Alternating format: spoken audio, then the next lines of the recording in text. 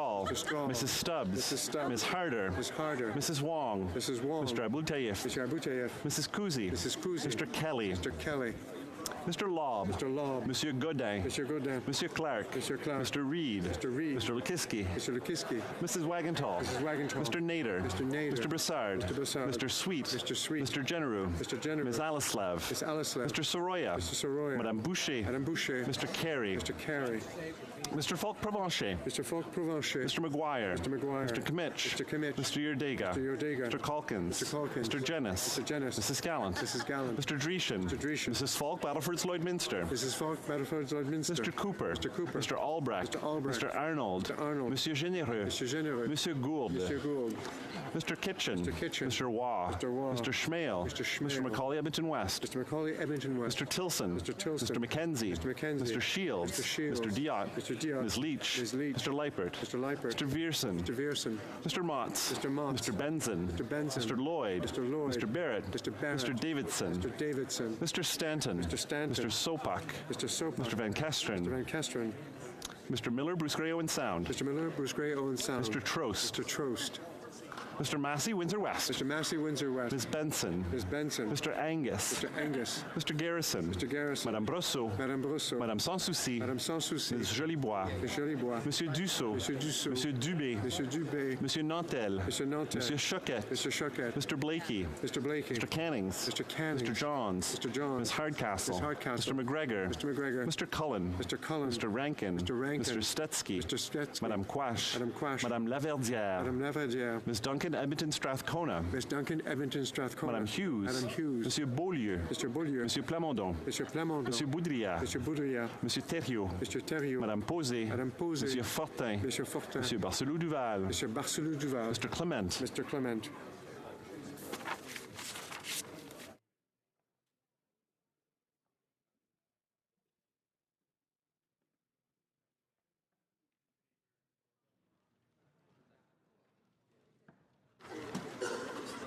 Yeas pour 157, 157. Nays contre 108, 108. I declare the motion carried. The Honourable Minister of Rural Economic Development is rising on a point of order. Tabling the government's responses to order paper questions 2223 to 2241. Thank you. L'honorable député de Mégantic.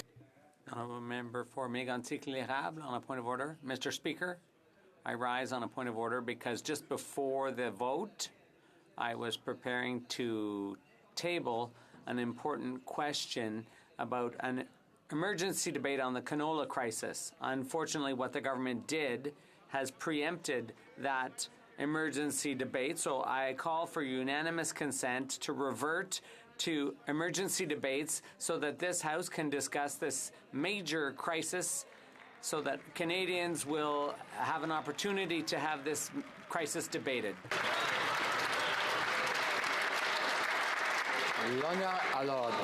Order.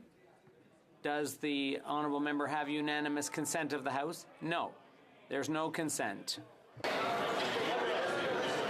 The Honourable Parliament Secretary of the Government House Leader is rising on a point of order.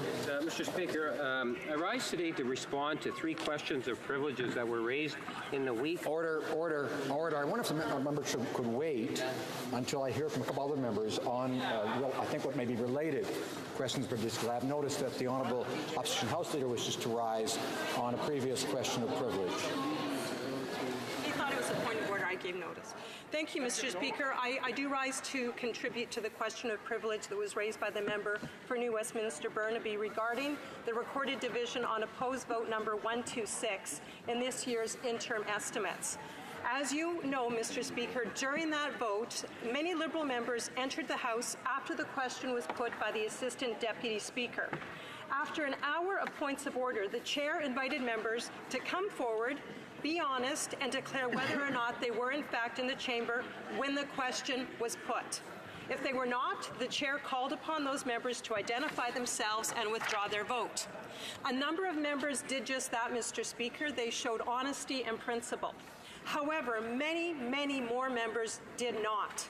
This was in spite of being clearly seen entering the chamber after the question was put by the Speaker. If you check the video, I know Canadians have seen the video, Mr. Speaker. In fact, I've gotten messages. They've sent me the video. Canadians saw what happened. All of us were here and saw what happened. And, Mr. Speaker, I know that if you check the video, you will confirm what I am saying. I know that this is a point that was urged upon the Chair at the time as well. At page 81 of the third edition of House of Commons Procedure and Practices, it refers to a ruling from Speaker Save, who stated in a 1980 ruling, "While our privileges are defined, contempt of the House has no limits. When new ways are found to interfere with our proceedings, so too will the House, in appropriate cases, be able to find that a contempt of the House has occurred." Mr. Speaker, one way of looking at what took place during the vote is to conclude that certain members had found a unique and a disturbing way to mislead the House deliberately, and in so doing interfered with the proceedings of the House. Normally, we talk here about misleading the House in the sense of words spoken, but that isn't the only way to mislead someone.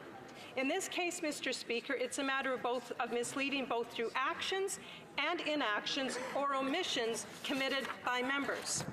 On page 15 of the 24th edition of Erskine May, a contempt is described as following. Generally speaking, any act or omission which obstructs or impedes either House of Parliament in the performance of its functions, or which obstructs or impedes any member or officer of such House in the discharge of his duty, or which has a tendency, directly or indirectly, to produce such results, may be treated as a contempt, even though there is no precedent of the offence. In the first instance, Mr. Speaker, by standing up and voting, despite not having heard the question read by the chair, in which everyone saw, including Canadians watching on the camera, it is an act which can tend to be a contempt of the House. To be sure, Mr. Speaker, we are not talking about a one-off, accidental or inadvertent error by someone who wasn't paying close attention to the vote. And Mr. Speaker, that has happened in this place, and we all know it could happen. Somebody walks in, they realize they didn't hear the vote, and they would have told you. That is not what we're talking about in this case. As I said earlier, the House, in fact, was seized with an hour of points of order before and following the taking of the recorded division. It would frankly have been impossible for any member present at the time not to have been consciously aware of what was going on and what the live controversy was before the House.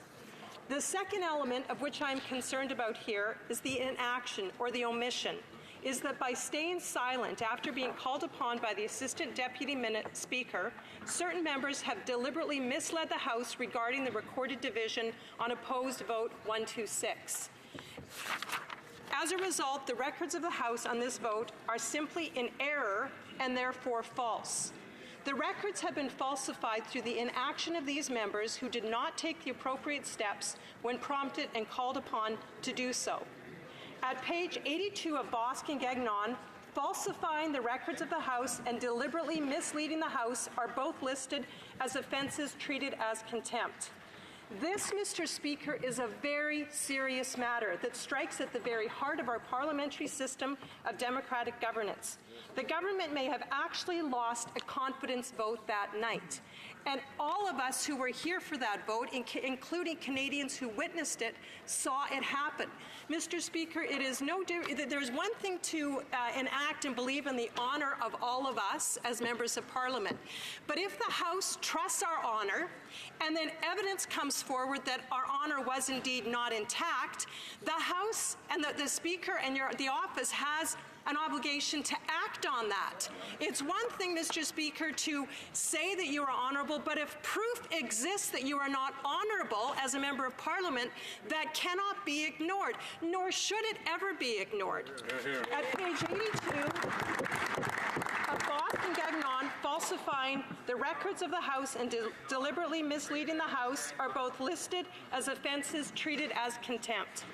This is a very serious matter. It strikes at the heart of our system, and as I said, the government may have actually lost the confidence vote that night.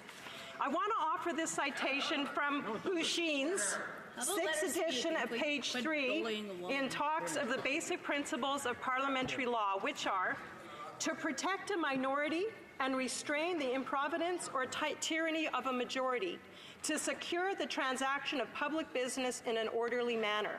It also states further down the same page that Canada is ensured a responsible cabinet system with the assumption that there will always be a recognizable government with a legislative program. This system also presupposes an opposition ready and willing to attack the government in an attempt to have its legislative program altered or rejected. Well, Mr. Speaker, that should have produced results as a consequence of the votes on the interim estimates.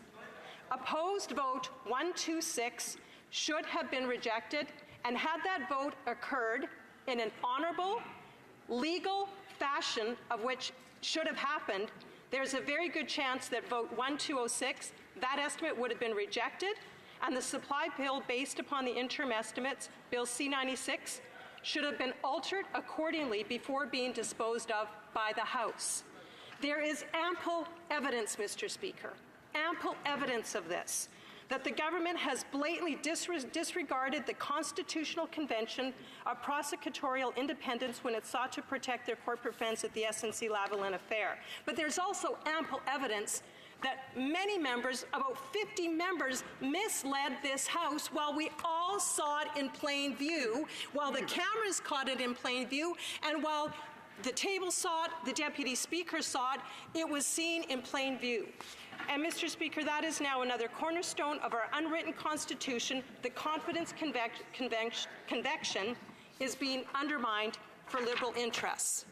During the votes on interim estimates, the government attempted, and if we do not take action, will be successful at interfering with parliamentary law, the law that is supposed to secure our democratic principles and protect the House from the tyranny of a majority government. A government that we have currently seen used its majority to shut down the Justice Committee and now shut down the Ethics Committee. We now find this majority government rigging votes in the House of Commons to protect itself from losing the confidence of this House and having to face the verdict of Canadians at the ballot box. As I said earlier, certain Liberal members have found a unique and disturbing way to try to mislead the House that may have profound consequences and cannot be ignored. The government may have actually lost a confidence vote, but since up until this moment, there has been no accountability mechanism in place to deal with actions of these members. The government appeared to have been able to dodge a bullet. This is, Mr. Speaker, where we are asking for your intervention. Perhaps this question of privilege could serve as a means for accountability. If anything, it is certainly worthy of study at the Standing Committee on Procedure and House Affairs. Manjon's second edition of Parliamentary Privilege in Canada at page 227 suggests, in the final analysis, in areas of doubt, the Speaker asks simply, does the act complained of appear at first sight to be a breach of privilege? Or to put it shortly, has the member an arguable point? If the Speaker feels any doubt on the question, he should leave it to the House. In closing, Mr. Speaker, I ask that you find a prima facie case in response to the question of privilege raised by the Honourable Member for Burnaby, New Westminster. Thank you.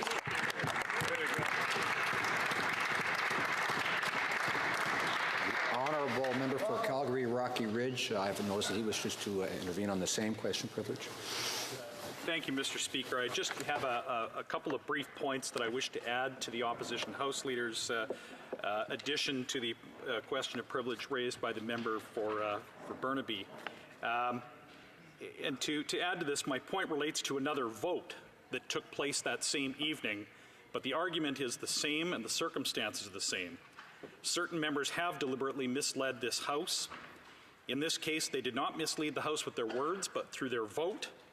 These members have refused to come forward and disqualify their vote on a substantial financial matter, which indeed a confidence motion. At page 226 of Joseph Mango's Parliamentary Privilege in Canada, it states, quote, while privilege may be codified, contempt may not, because new forms of obstruction are constantly being devised, and Parliament must be able to invoke its penal jurisdiction to protect itself against new forms. There is no closed list of class of offences punishable as contempt of Parliament, end quote. My House Leader has made the argument that deliberately misleading the House is an offence and that Liberal members may have misled the House during the votes on the interim estimates. I would add that certain members misled the House on the vote that took place under Motion 3, Vote 5, and that constitutes a new form of obstruction, an offence caught on tape.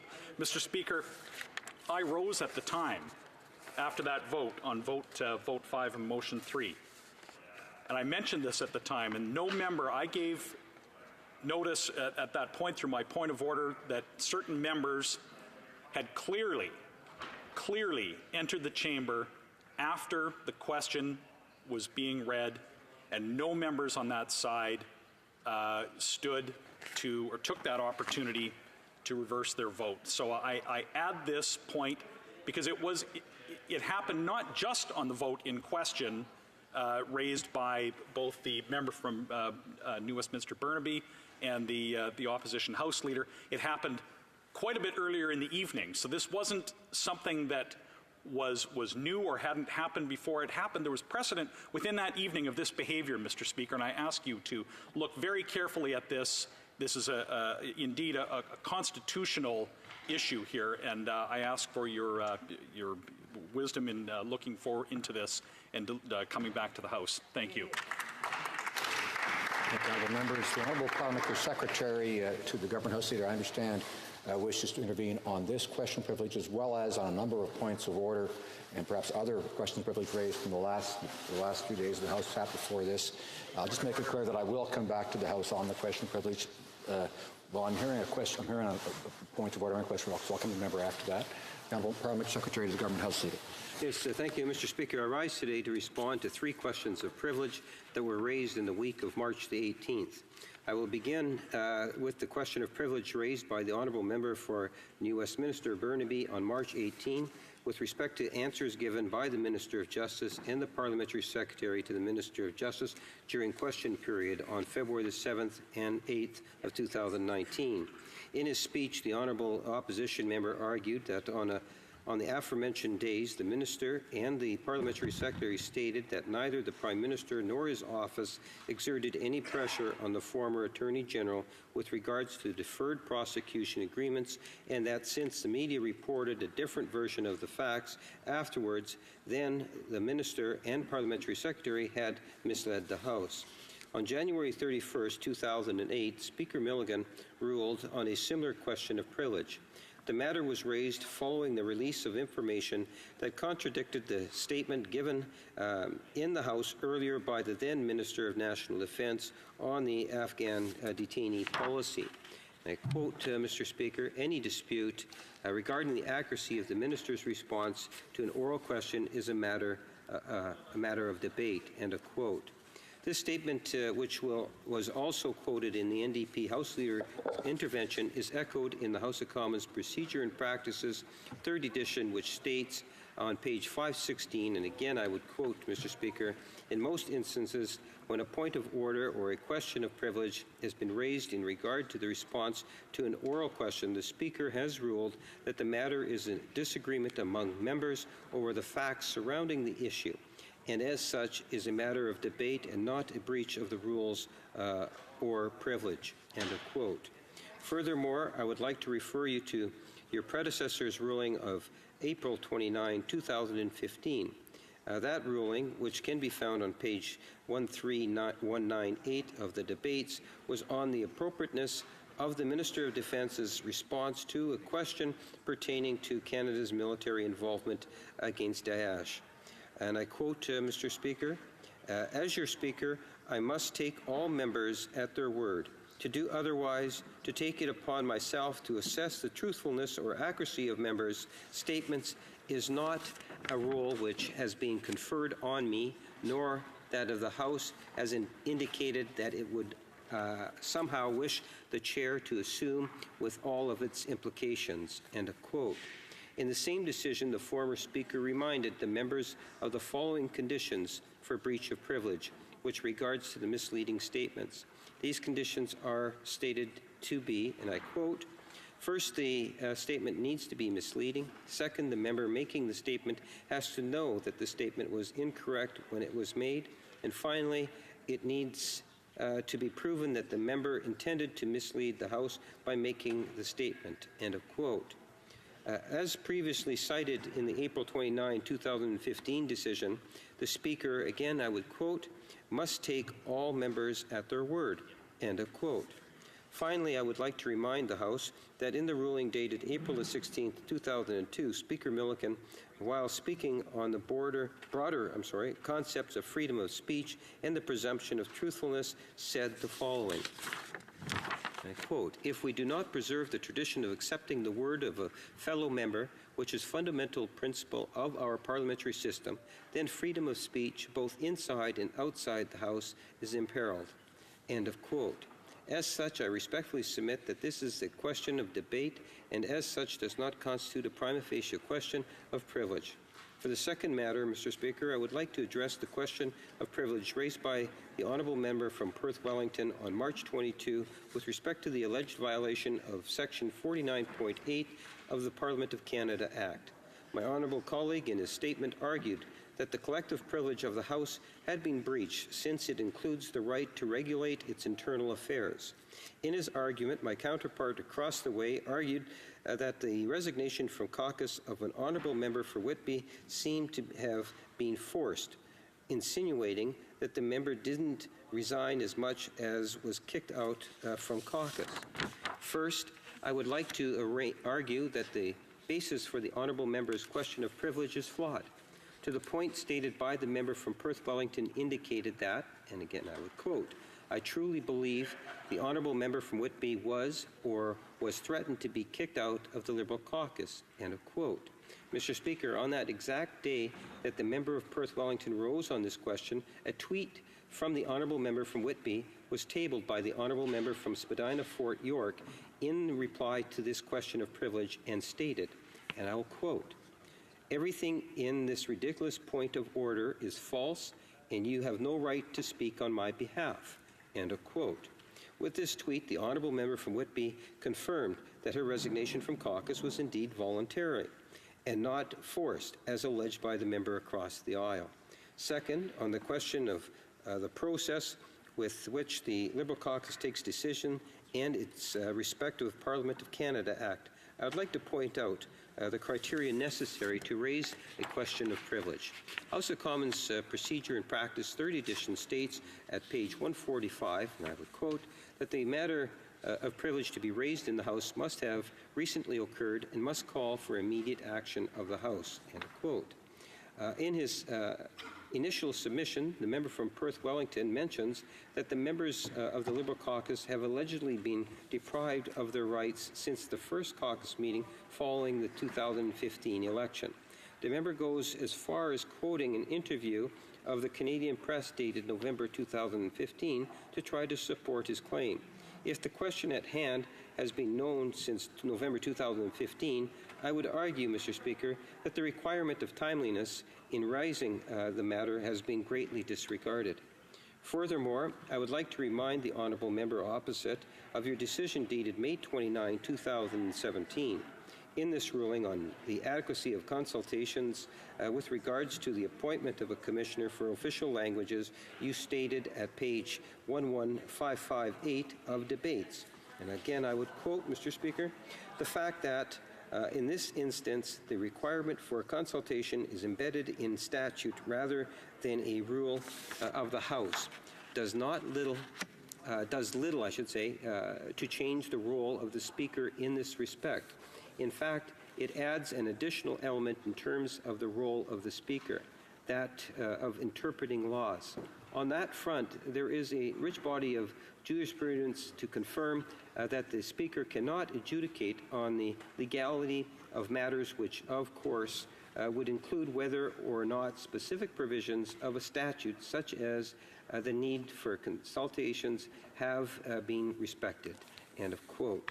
This statement echoes a ruling made on December 7, 1989 by Speaker Fraser on the subject of statutory requirements, which stated, and again I would quote, "While it may be a question for the courts to decide upon as to whether or not the law has been respected in this instance, it does not constitute a contempt of the House. In summary, therefore, the issue raised is neither a question of privilege nor a contempt.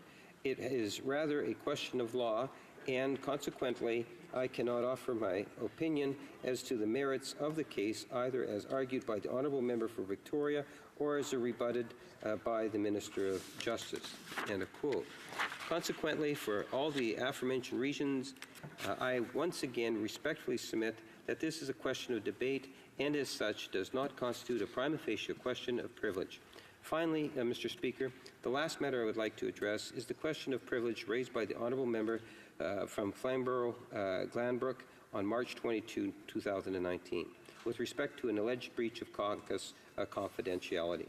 My honourable colleague, in his statement, argued that since news articles came out following the March 20 caucus stating information stemming from the Ontario caucus of the Liberal Party, there was a leak and that, therefore, caucus confidentiality was breached.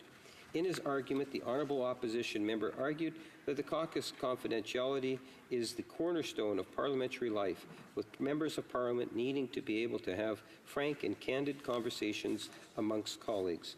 I would like to remind the House of the Speaker's statement of March 22, and I would quote, "Generally, matters of caucus proceedings," and I said generally, "are not matters for the Speaker to preside upon," end of quote.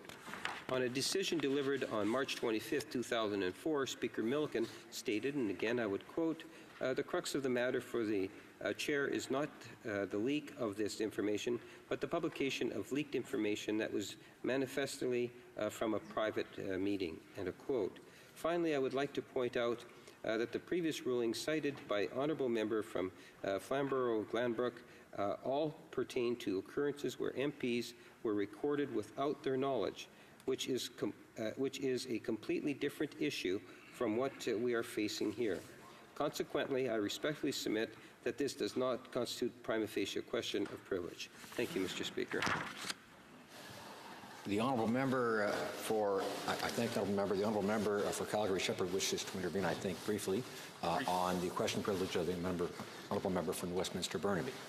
Yes, just to add to my opposition House leader, as many members know this, including you, Mr. Speaker, know this, I rose quite often during the supplementary estimates B voting to call out members who were not in their seats and had not heard the question but had voted anyway. So I just want to remind you, Mr. Speaker, of a ruling that actually you made that evening on the question. You said, "I have mentioned before that members must be in the chamber so that they can hear their question. The issue is whether members enter after the question has begun to be read." And several times that evening, speakers have ruled in favor of points of orders made that members could not vote because they did not hear the question. They had entered after you had begun voting, including, Mr. Speaker, I'll remind you, there was clarification added by the Assistant Deputy Speaker that same prolonged evening. And the Deputy Speaker at the time said, "I will remind members that they have to stay in their seats until the results are announced. We will subtract those 2 votes from the results." That was on a point of order I had made, Mr. Speaker, on 2 members who had not heard the question or not stayed in their seats until the results had been read. I think it's fundamentally important, as you heard from other members of the House. I just want to add that for your consideration as well, because you did rule at the very beginning of the supplementary estimates B voting that in fact you had to be in the chamber and not entering the chamber once you had started reading the question. Thank you, Mr. Speaker. I thank the honourable member for Calgary-Shepherd, as well as the honourable Secretary to the House, the Government House Leader, the honourable Opposition House Leader, the honourable member for Calgary Rocky Ridge for their interventions. And now on a different point of order, I believe the honourable member for Edmonton West is right. Mr. Speaker, and I rise on a point of order regarding the government's tabling of new annexes for Budget 2019. Now, I'd like to urge the Speaker to confirm that this time that the tabled budget documents are not riddled with errors like originally tabled in this House. For example, page 310 of the online version of the budget from the Department of Finance's website, where it shows that almost all the totals for Budget 2019 measures have been impacted by errors. Total spending is not $41,258,000 as tabled, but actually $41,411,000. Difference of $153 million is clearly not a typo as Finance has stated, but a calculation error. On the same page, under the line item Other, in Budget 2019, Budget 2020, spending isn't $2,177,000,000 like the tabled version says, but rather negative $23 million, a difference of $2.2 billion. Once again, this is not a typo, as the Minister of Defense states, but a calculation error. Further, Finance seemingly missed an entire department receiving funded, the Civilian Review and Complaints Commission for the RCMP. Department's not even mentioned in the tabled version of the budget, period. Tables A211, A212, A213, A214 were all impacted by these calculation errors. Now, the Minister of Finance has a department with hundreds and hundreds of analysts to look over these numbers, and yet it took my office, an office of just 2 people, 1 day to tear the numbers apart. I'd like to ask the Minister of Finance to rise, reassure the House that the budget is indeed entirely accurate, and if not, perhaps let me know so I can do the math for him. Thank you. I thank the honourable member for Edmonton West for his intervention, for his point of order. I'm not sure that it's something that I can intervene on, but I'll have a look at the matter and come back to the House if necessary. I thank the honourable member. And now, orders of the day. Orders of the day, government orders, Ways and Means. Resuming consideration on Ways and Means motion number 27 concerning the budgetary policy of the government. Resuming debate, the honourable member for Carleton. Thank you very much, Mr. Speaker. I rise today to discuss the cover-up budget, as it's now being called by Canadians.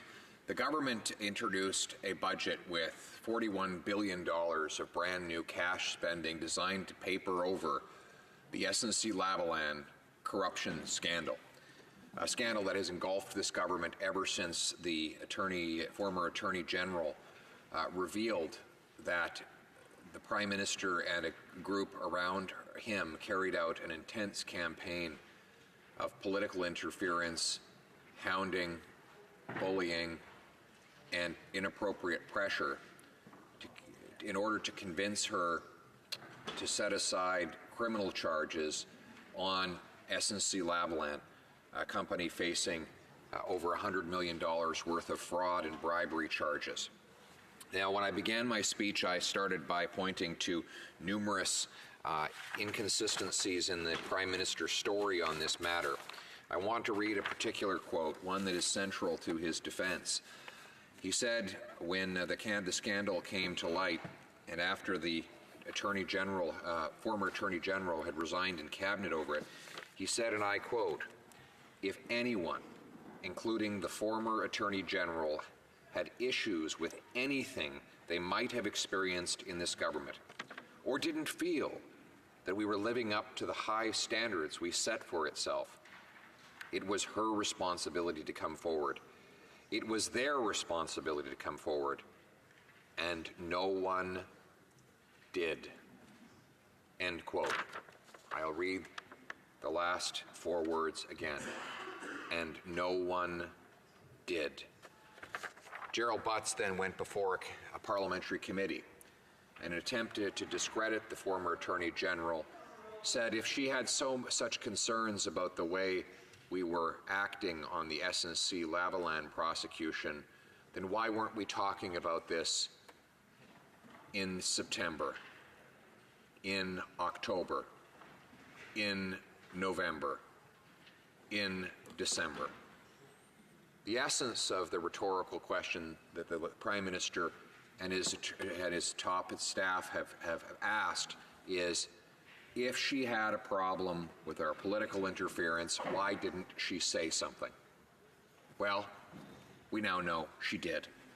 And the Prime Minister's suggestion to the contrary is false.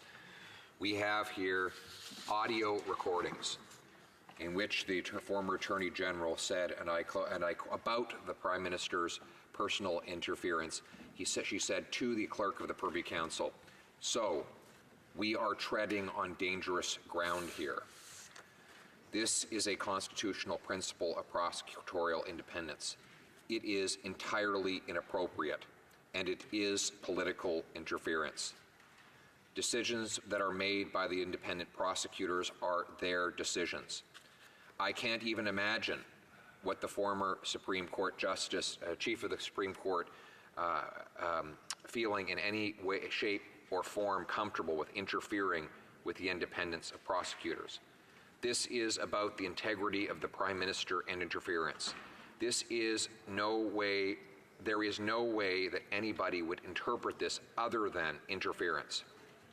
This is going to look like nothing but political interference by the Prime Minister, by you, by everybody else that's involved in this politically pressuring me to do this. This is about interfering with one of our fundamental institutions. This is like breaching a constitutional principle of prosecutorial independence. It would be deemed political interference in day one.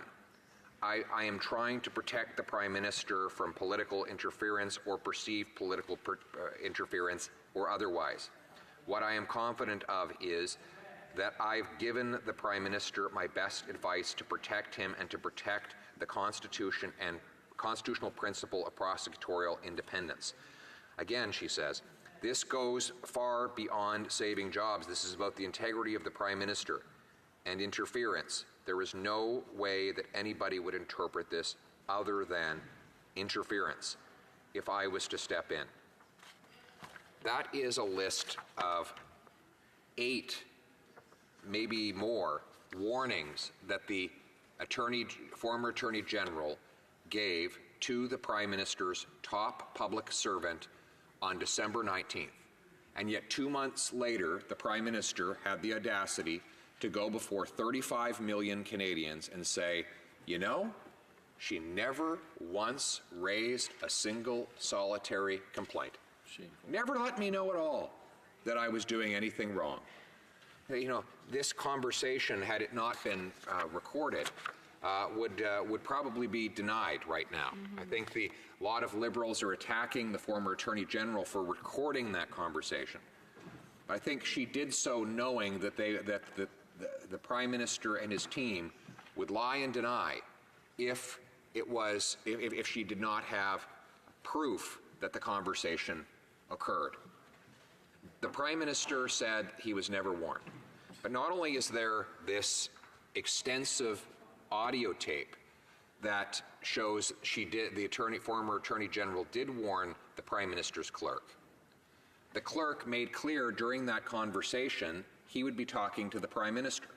The Prime Minister was not going to be happy with all of her refusals to interfere with the criminal prosecution. He's in a mood. He's going to get it done one way or the other. In other words, the expectation all of us get from listening to the audio of that conversation was that the former clerk, the outgoing clerk of the Privy Council, would immediately be bringing the results of the conversation to the Prime Minister. Since he has denied knowing anything about this conversation. This is laughable. Not only was this issue, helping SNC avoid trial, top of mind for the Prime Minister, according to the clerk, he was calling the Attorney General about the issue on behalf of the Prime Minister. In other words, the Prime Minister would have been anxious to hear the results of that conversation. In the last few days, the clerk has come out and said, well, I would have told the Prime Minister about the conversation, but everybody went right on vacation after it was done. Well, it only took a few minutes for the media to check the publicly available records and find out that the Prime Minister was not on vacation the next day or even the day after that. And furthermore, we only have to go back to the clerk of the Privy Council's own testimony before the Justice Committee, wherein he says that anyone in the government can get a hold of the Prime Minister 24/7 just by calling his switchboard. And anybody who's ever used that switchboard will know it is a magnificently powerful tool. It can find people anywhere they might be hiding, including on vacation. But we are left to believe that 2 months went by from the time the clerk had this menacing conversation with the Attorney General all the way to February 15th, when the Prime Minister would step out in front of 37 million Canadians and deny knowledge of any objections from the former Attorney General, that all that time would have gone by and not once would the clerk of the Privy Council go to his boss and say, by the way, I did speak to the Attorney General as you asked, and she gave me more than a half a dozen very clear warnings that what we were doing is wrong. I find it hard to believe that that conversation did not take place. Now, the Prime Minister claims that, it's all just a breakdown in communications, an erosion of trust. Well, this is an area where I will agree with the Prime Minister.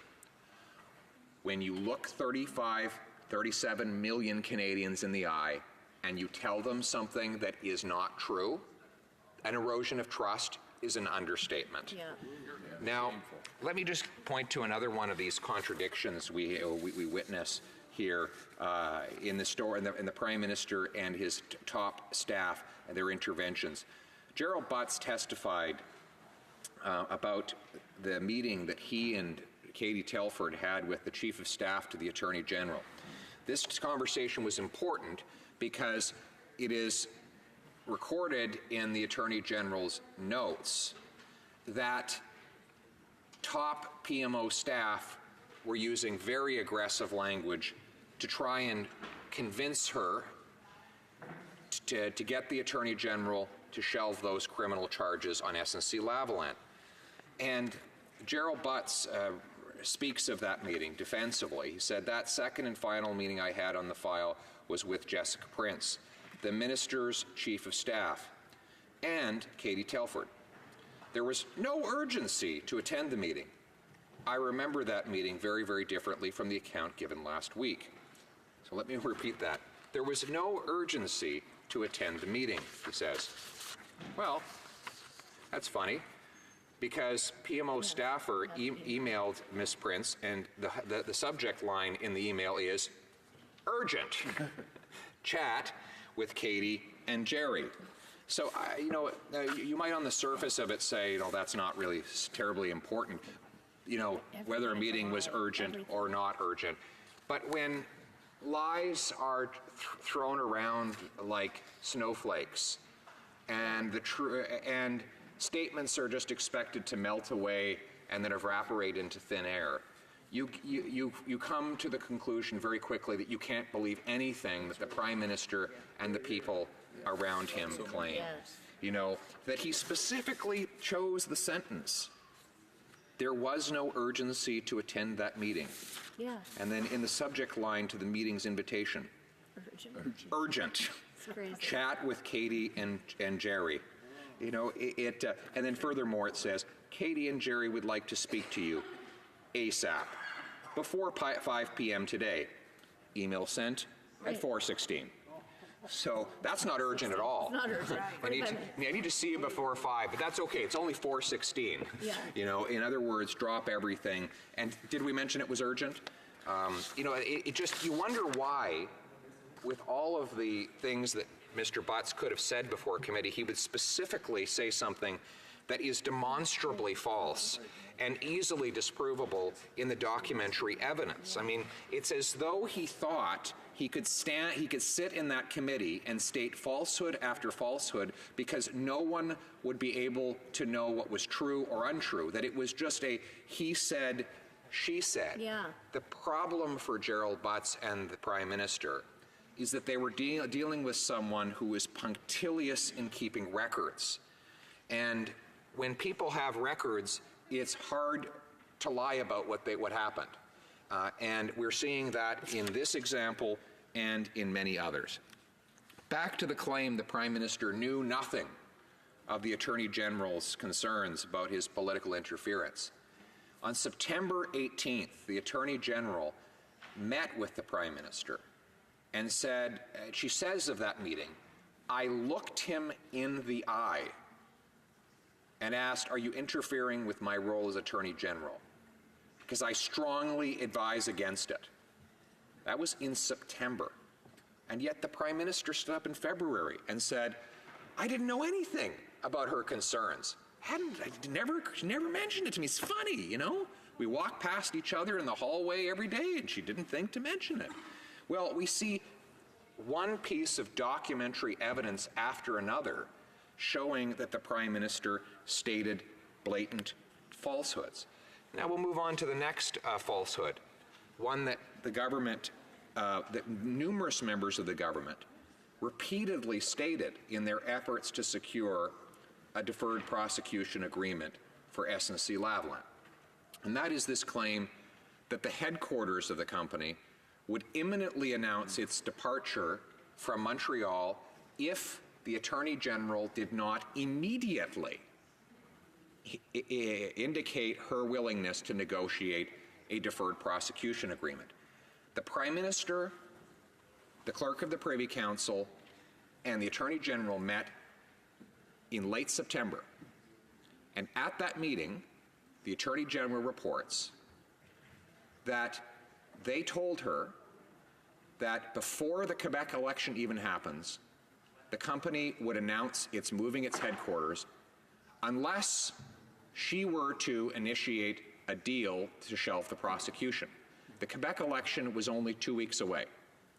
In other words, if she were to have believed what they said, she would have been under the mistaken impression that she had to make this decision immediately in order to avoid losing a major corporate headquarters. Well, it turned out that threat was totally false, as borne out by the fact that we all see they haven't moved their headquarters. But furthermore, the company has signed an agreement with the Quebec Pension Plan that in exchange for a $1.5 billion loan, the headquarters will remain in Montreal till at least the year 2024, where, by the way, it has signed a 20-year lease and announced a multi-million-dollar renovation to accommodate its thousands of employees there. That doesn't sound like the actions of a company that's about to get up and move its headquarters. So that statement that they made to her about the immediate need for her to act to save the headquarters was utterly false. You know, lying to a prosecutor or to a top law officer in order to shelve criminal charges may well violate Section 139 of the Criminal Code, which makes it an offense to attempt to obstruct, pervert, or defeat the course of justice. I mean, telling a law officer a lie in order to get charges shelved sounds to me like you're obstructing, perverting, or defeating the course of justice. Yet that is exactly what happened. And then I came to the House of Commons to ask the Prime Minister about this falsehood, and he denied ever having stated it. But now, I wasn't in the room for that September meeting, so I couldn't tell you what was said there. But we do have scrupulous notes from the Attorney General, and we do have the fact that the Prime Minister went into the press theater and repeated exactly the same falsehood several months later. He publicly went on the record and said the headquarters might leave if the company did not avoid prosecution. And so what the Attorney General claims the Prime Minister said in that meeting was the same as what he then went out and said publicly. In other words, he has been peddling this falsehood in both private and in public. You know, I'm not surprised, though, that the Prime Minister didn't remember that he had said it, because it's much harder to remember what you say if you're not telling the truth. Yeah. You know, when you tell the truth, you just have to hearken back to what actually happened. When you're telling falsehoods, your memory has to keep track of a whole multiplicity of different versions of events. And that's why the Prime Minister is having such a difficult time keeping his story straight. Now, I will note, Mr. Speaker, that I am prepared to cede the floor. Right now, if the members across the way will rise and commit that the Justice Committee will resume its investigation into the SNC-Lavalin scandal. And now the Prime Minister has shut down the Justice Committee investigation, has shut down the Ethics Committee. It's a Justice Committee with no justice and an Ethics Committee with no ethics. Yeah. But we can fix all of that here and now if the Prime Minister will rise and give his word that... Point of order, the member for Kitchener-Conestoga. Canadians are seized with how critical this topic is that we're discussing, and it's very difficult to hear in the room because of all the chatter that's happening on the far side of the room. I would ask you to bring the host to order, please. It's the honourable member for Timmins James Bay has a point of order. Mr. Speaker, I was listening very closely to my honourable colleague, but I'd never heard him mention the word budget, so I was just asking, and perhaps I didn't hear it. I had to reach over to my good friend from Prince Edward Island to say whether or not the word budget, because he has such extensive experience, and then he was responding back that he hadn't heard the word budget, and I know we're going to hear the word budget, so I think that that was just the exchange that happened, but there was no disrespect for the member from Carleton, and I'm more than interested in what he has to say, so thank you, Speaker. Before the honourable member for Carleton continues, I was going to interrupt at some point just for a short time. I have some housekeeping to do. Order. It's my duty, pursuant to Standing Order 38, to inform the House that the questions to be raised tonight at the time of adjournment are as follows. The honourable member for Elmwood-Transcona, Canada Post Corporation. The honourable member for Renfrew-Nipissing-Pembroke, Veterans Affairs. The honourable member for Portneuf-Jacques-Cartier, Finance. And now I'll let the honourable member for Carleton continue.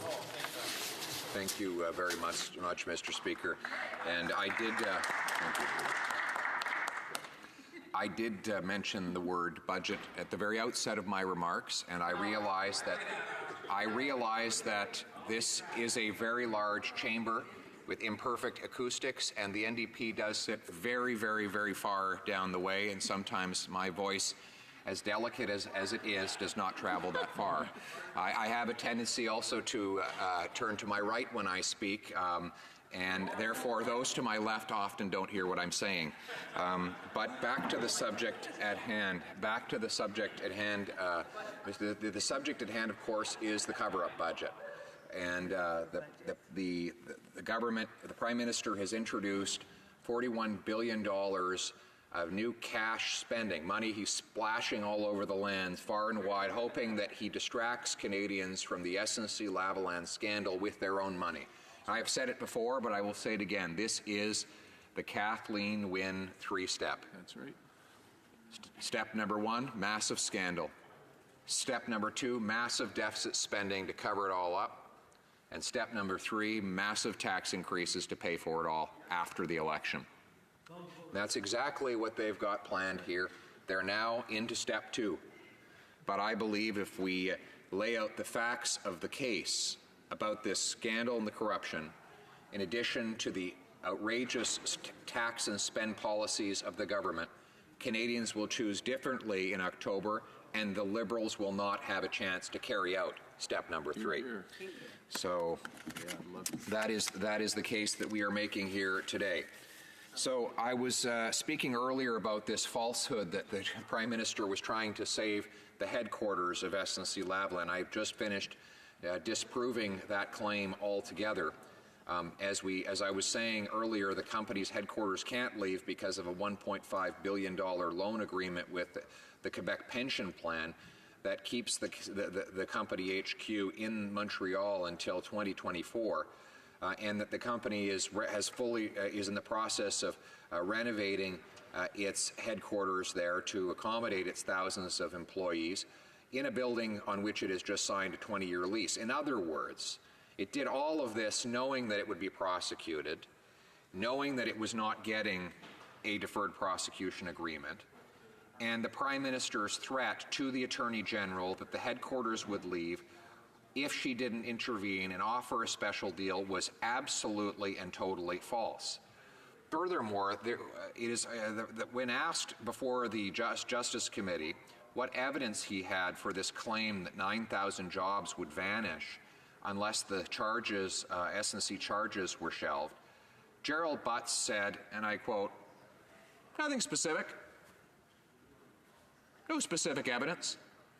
So he'd sat there for hour after hour and made this claim that 9,000 jobs would disappear, that he had just been twisted in knots over these lost jobs, and that's why he and the Prime Minister took the extraordinary step of intervening 20 times with the Attorney General to have the charges set aside.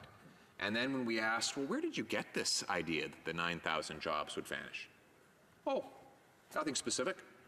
Crazy. Then we asked Michael Wernick, the clerk of the Privy Council, who has his hands on every briefing note that moves around the ministry.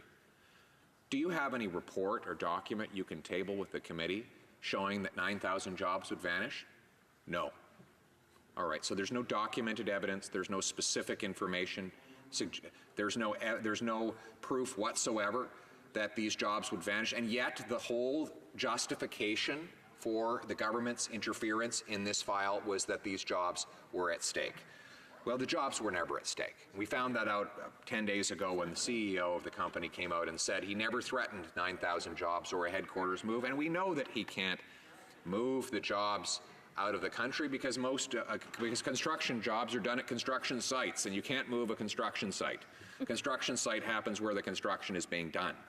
And, for example, SNC-Lavalin will be involved in the construction of a transit project that will go from right around this area out to South Ottawa. It's about a dozen kilometers or so of track that will be going out to the south end of this city, into my riding. Now, last time I checked, you can't build a rail system in Beijing, carry it by helicopter, and drop it from the sky on the nation's capital. The work will be done here. And so will the work on the $52 billion worth of projects that the company has in this country. It has the 5 biggest construction projects in Canada. And those jobs have to be done here in the country. They can't be shipped abroad, and that's where they will be done. Now, to suggest otherwise is a complete falsehood. And the final falsehood in this whole jobs fantasy is that the company will automatically lose its ability to bid on federal contracts if it's convicted. Well, we now know that's not true. In fact, one of the very first acts this Liberal government undertook when taking office was to extend an exemption to the bidding ban to SNC-Lavalin. The company was allowed to continue bidding on federal work, even though it had been charged with fraud and bribery. On December 8, 2015, the Deputy Minister of Public Works issued that exemption, and the company has continued to bid on, and I believe even successfully won federal contracts since being charged. The cabinet is now reviewing the bidding ban policy, and it has it in its power to ensure that SNC gets an exemption to a bidding ban, even if convicted. In other words, the reason I get into this technicality of this is that we keep being told that the reason why the company needs to avoid going to trial is because it needs to be able to bid on federal contracts, and that if it gets convicted, it will lose that ability. But we know that's not true. So if it's not about protecting the company's ability to bid on federal work, if it's not about keeping the headquarters here, and it's not about job losses, what is behind this incessant desire to protect this corporation from criminal prosecution? It's just astounding the lengths to which this Prime Minister has gone in this matter. There are high-profile trials every day in every country. And in all of my time here, going back to 2004, I have never seen a Prime Minister become personally involved in any of them. It's just not done. If somebody walked into any of our constituency offices, Mr. Speaker, and said that they were charged with a crime and wanted our political assistance to get out of the charges, we'd politely show them the door. Say, sorry, but you came to the wrong office. You need to go see a lawyer. You can defend your case in court before a judge and perhaps a jury, but I'm sorry, I can't help you. You've come to the wrong place. Why? Because we do not adjudicate criminal trials in a political setting. We have courts for that. So the fact that this Prime Minister became embroiled in this particular criminal trial, the fact that he went to such lengths to execute a campaign of pressure on his Attorney General in order to set aside criminal charges is spectacularly unusual. I would defy any member of this House to give me another example of where a Prime Minister has gotten involved in a criminal trial at all, let alone to this degree. I'm not speaking rhetorically about it. I'm literally asking members of the House of Commons, feel free to heckle it out if you want. Heckle at me. Give me an example. List a trial. One. Dead silence. No one here can point to a single example of a prime minister or any politician getting involved to set aside criminal charges on anyone. It is just a spectacular act, a spectacular and bizarre act by a prime minister in this country. Honourable Parliamentary Secretary to the Government House Leader has a point of order. Mr. Speaker, the member opposite was challenging members to cite a prime minister, and you know, many of us, or I would reflect on Brian Mulroney and Kim Campbell, and maybe he could explain why it is Prime Minister Brian Mulroney mandated and instructed an Attorney General to do something. I'll let the honourable member for Carleton continue. A point of order, the honourable member for Timmins James Bay. Thank you, Mr. Speaker, because I've been waiting all day to ask questions of the member for Carleton, but he continues to speak. So I feel it's very unfair for the Liberals to use a point of order as an attempt to introduce a question into the House, and I think it's throwing off the member for Carleton. And if someone should be asking him a question first, I would prefer it, but I have enormous respect for this chamber, Mr. Speaker, so I would ask you to suggest that people wait until they have the opportunity to ask questions and let the member finish his discourse. I'll remind the honourable members how the procedures work. Is the honourable member does have time remaining. He will continue. When he's done, he will have 10 minutes of questions and answers, or questions and comments. I'll let the honourable member for Carleton continue. Yes, Mr. Speaker, and I did ask members of the House of Commons to give a single example of any prime minister that has interfered in a criminal prosecution, and the member got up across the way in a failed point of order, and not only did he fail procedurally, he failed factually. He tried to point to Brian Mulroney. Brian Mulroney never once interfered in the criminal prosecution of anyone, any person or any company.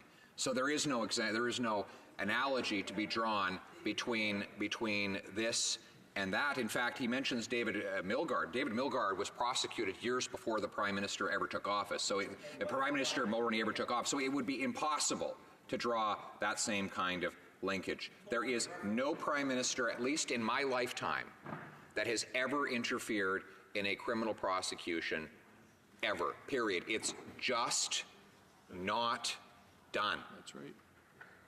And I say that to illustrate the gravity of this scandal. As I was saying earlier, what distinguishes Canada from other places in the world is that we have liberty under the law. There is nothing unique or different about the air we breathe, the water we drink, or the ground we stand on, other than that we have liberty under the law, and so many places in the world do not. They live in lawless places where it's not the rule of law, it's the law of rulers. Yeah. In other words, there are arbitrary decisions by political leaders to decide who goes to jail and who does not. If we normalize the process of Prime Minister picking up the phone or going in person to top law officers and telling them who will be prosecuted and who will not, then we could slide down the slippery slope to those other places. And those are places around the world from which people flee to come here precisely because we have the rule of law. Exactly. And I am very blessed to represent many newcomers to Canada in my constituency, and they are particularly affronted by the political interference because they left places specifically because they wanted to get away from political leaders using their muscle to get a legal outcome for friends or foes. And if the Prime Minister of Canada believes he can do that with impunity, and if the Canadian people let him get away with it, then we are heading down a very dark and ugly path indeed. But it doesn't have to be that way. And here is the remedy I propose. One, let us take the entire list of the players who interfered in this criminal trial and invite them to come to the committee, the Justice Committee. Let us swear them in under oath and have them testify. Let us, all members of all parties, pose questions to them, get answers on the record. And then let us write a full report issuing our findings to all Canadians. And let's do all of that before the next election so that Canadians can judge what happened here and decide if they're willing to allow the people who did it to continue to govern. Now, you'll notice in everything I just stated, I have been utterly neutral about the possible outcome of that Justice Committee investigation. I am leaving open the possibility that the Prime Minister could come before the committee and give brilliant testimony to explain away all of the contradictions that I have highlighted and all of the facts that the former Attorney General has put before the world. He could do that if he's telling the truth. If he's got nothing to hide, he will do that. Yep. And if, in fact, that really is the core of this discussion. They stood here, the Liberals came here and voted for 30 hours. That's right. Rather than letting us recommence the committee investigation into the scandal. Why? Yeah. Now they're requiring that I stay on my feet and speak for hour upon hour upon hour. Why? They are refusing again and again opportunities to have the committee continue and complete its investigation. Why? If members across the way, if the Liberal Prime Minister has nothing to hide, why not just let the committee complete its investigation? It would be a very easy thing to do. We could add extra hours to the committee's schedule to make sure it doesn't interrupt 1 minute of the committee's normal work plan, and we could find out exactly what went on. That's a very easy thing to do if you've got nothing to hide. Exactly. But then again, if you do have something to cover up, then you shut down the Justice Committee. And then a week and a half later, shut down the Ethics Committee. And then you make attacks on the character of the former Attorney General. And then you attack the former Treasury Board President, who also spoke out. And then you threaten that they might both be kicked out of a caucus altogether for blowing the whistle. That's what you do if you have something to hide. That is why we're calling it a cover-up. A cover-up, Mr. Speaker. Here in this House of Commons, we have the ability to uncover the truth. That's right. And that is the principal purpose of my intervention here today. You know, it was interesting when the Liberals stayed here, kept us here for 30 hours straight, voting on item after item after item of expenditure, because they refused to allow a committee investigation to proceed. They set up cots in the back behind the curtains there, so they could go sneak out and have a nap. And you know, I don't hold them. Honourable member for Malpeque. No, the member for Carleton is talking a lot of fiction here today, but Mr. Speaker, it wasn't the Liberals that kept us here. It was the Conservatives that kept us here, whereby they voted against every good program that was in the last budget. Yep. The honourable member for Carleton continue. It was actually the estimates we were voting on, which is different than the budget, but that's just the Finance Committee chair. He doesn't need to know the difference, I guess, between the two. You know, we just got a budget from the other side of the House of Commons, which contained in it over $150 million worth of math mistakes. Now, the finance minister sent his officials out and say, oh, they were all typos. And we very quickly pulled out calculators and figured out, no, they weren't typos. They were, in fact, math errors. But, once again, he's just the finance minister. He doesn't need to be good at math, I guess. The finance committee chair doesn't need to know the difference between budget and estimates, and the finance minister doesn't need to know how to do arithmetic in this government. But the member has now distracted me from my train of thought, which was related to the evening of votes that the government forced upon the House of Commons. We were voting, of course, on billions of dollars of spending approvals. And Conservatives said, let's get out of here. Let's just agree that we're going to do a Justice Committee investigation to get to the bottom of the SNC-Lavalin corruption scandal, and we can bundle all of these votes and go home.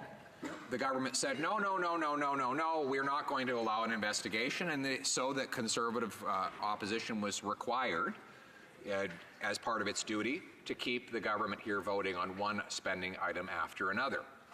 And in order to get through that 30 hours, the government set up these taxpayer-funded cots just behind the curtain over there. For those viewers out there, just beyond there, they had these cots where members could go and have a snooze between votes. So, of course, they had blankets.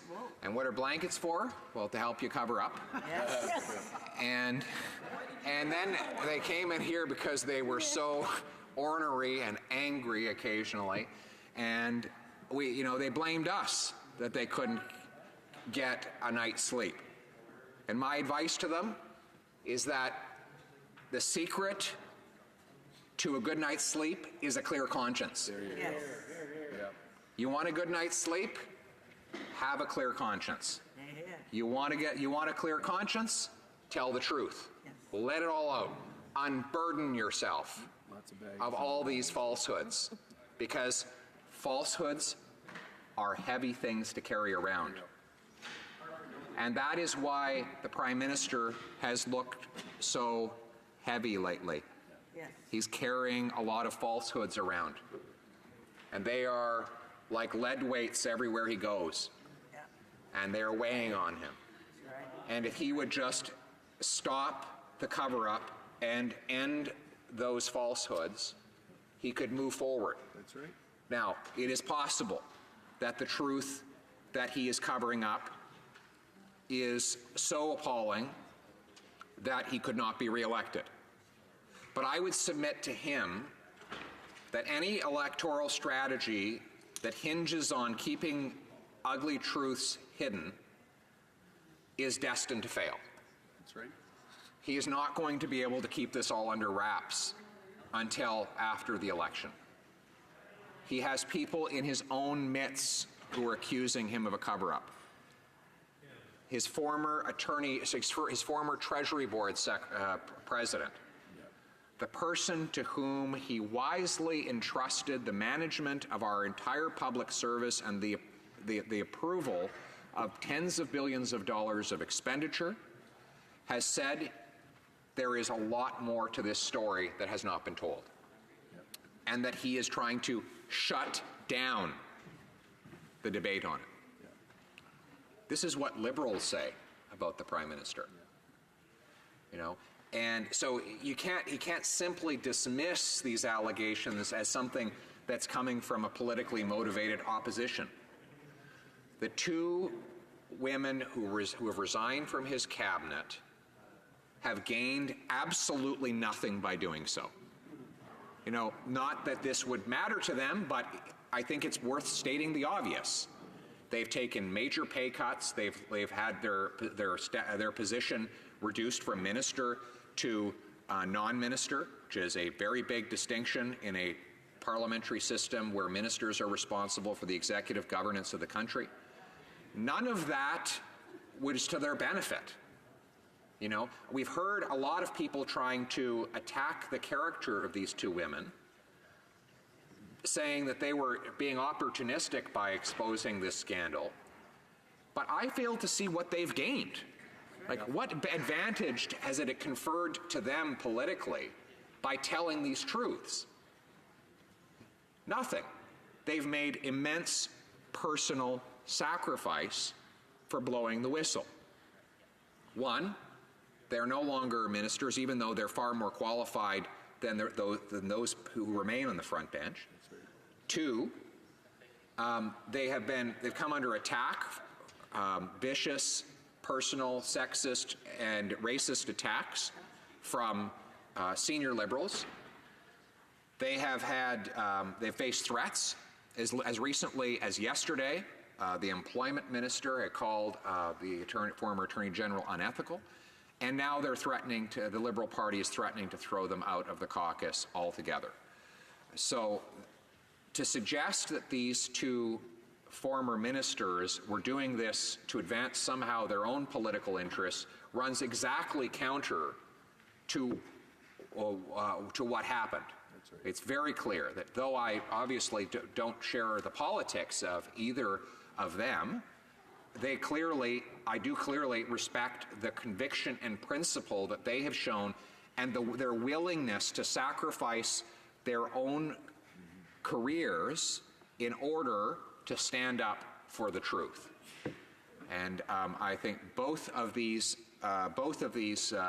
women have more integrity in their pinky fingers than does the Prime Minister from head to toe.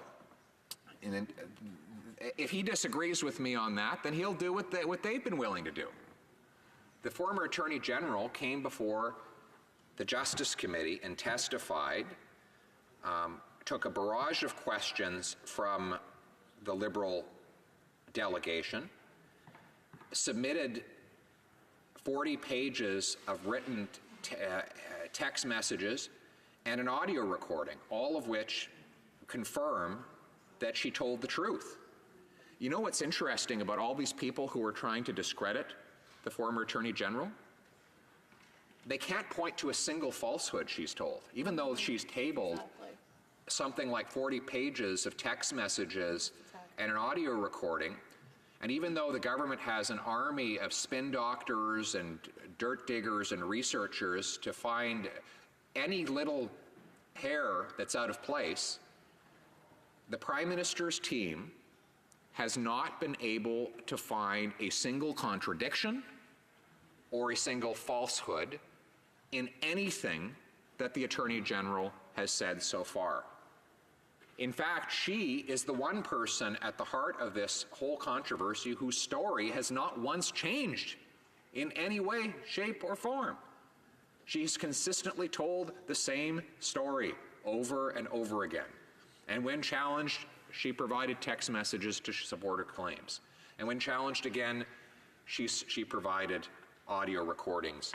And all of that evidence precisely supports the claims that she made all along. Now, I'm not a trial lawyer, but I know one thing that trial lawyers, that judges and juries look for when they're determining who to believe is whose story's changing. You know, if one witness seems to change his story more often than he changes his colorful socks, and the other one has a single story that's set in stone and doesn't move and doesn't change, the wise judge or jury will believe the latter over the former. And that's why we as conservatives, having examined the evidence, have concluded that the former Attorney General has told the truth and that the Prime Minister has not.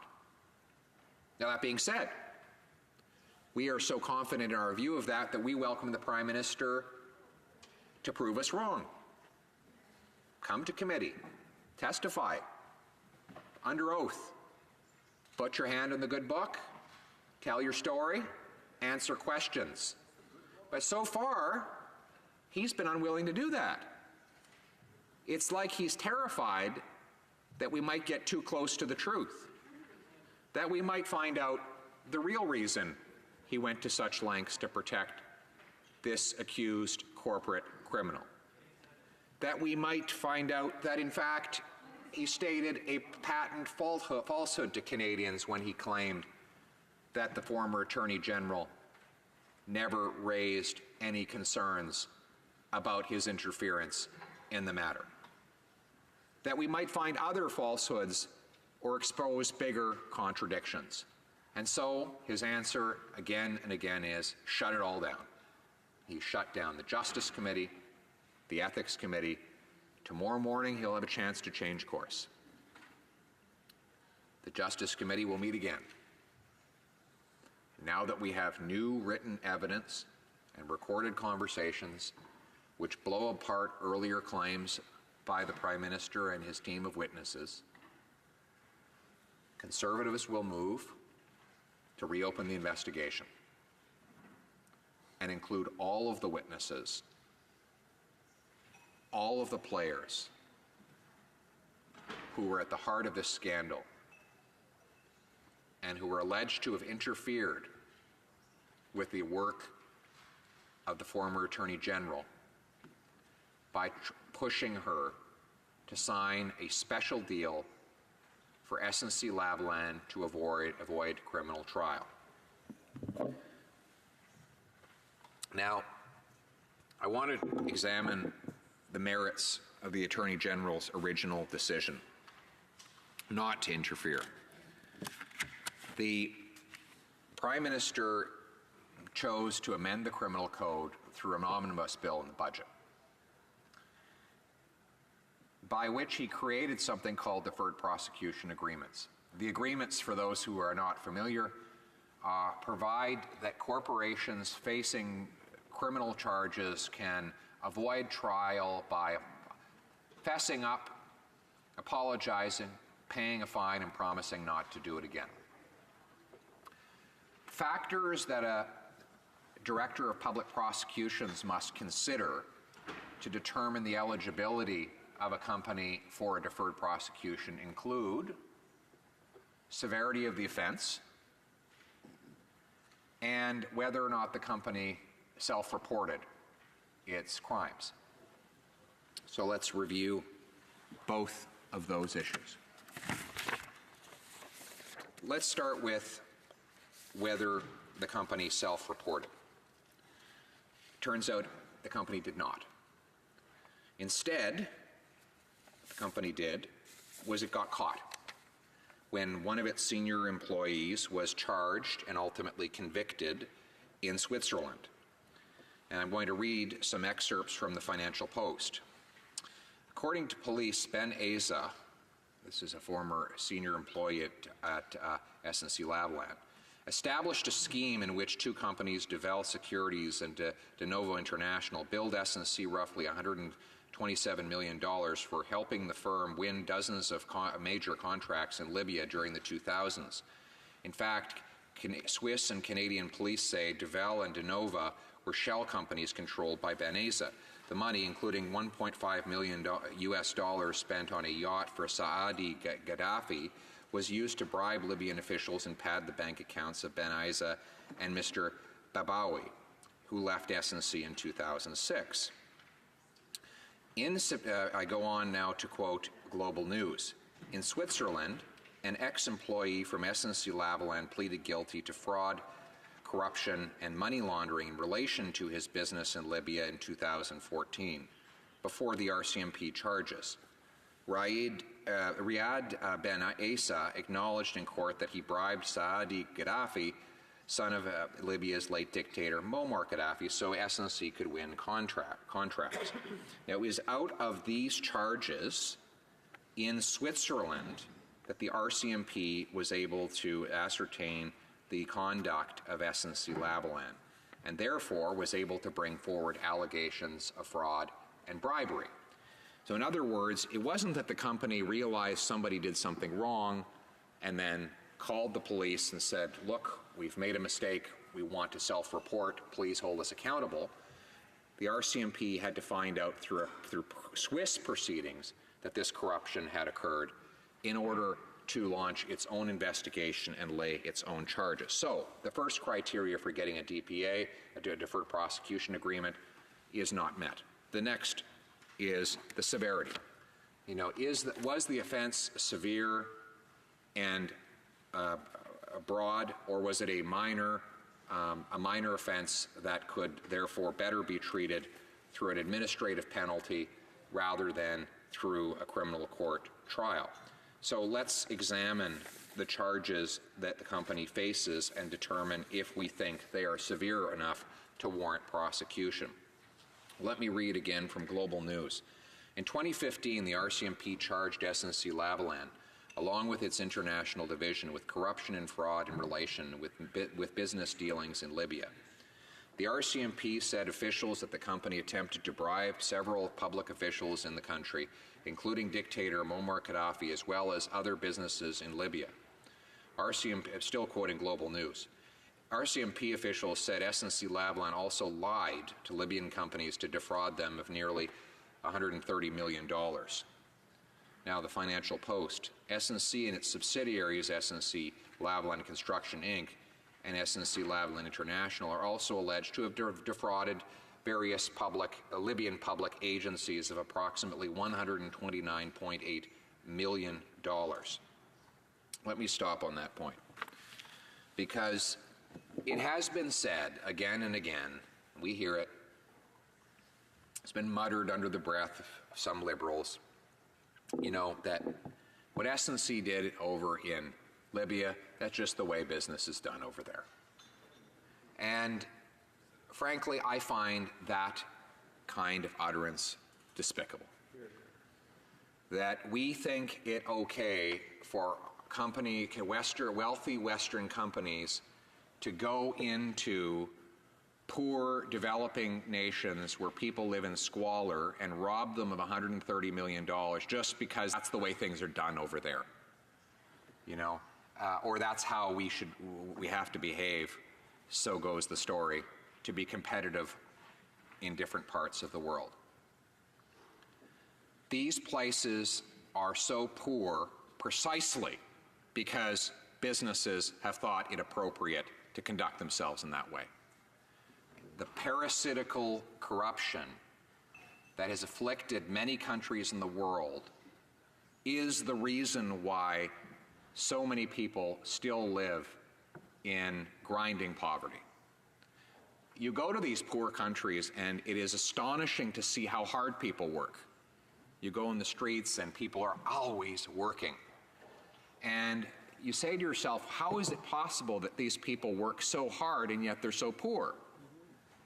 And the answer is, in part, corruption. Because the labor of the people who are toiling away before our eyes is squandered by a corrupt and entitled elite that just suck the country of all of its wealth. And that parasitical conduct is not limited to people from those countries. In fact, often it's foreign interests that come in and take advantage of the opportunity to defraud. And we have signed on to international conventions against fraud and bribery precisely because foreign companies have gotten into the practice of going in, defrauding countries, and then getting the heck out because they knew they could never be prosecuted back home. They'd go home, they'd leave with all the cash that they stashed in their pockets, having plundered the people, and with no intention of ever going back, they know that they will never be prosecuted in the country where they carried out their misdeeds.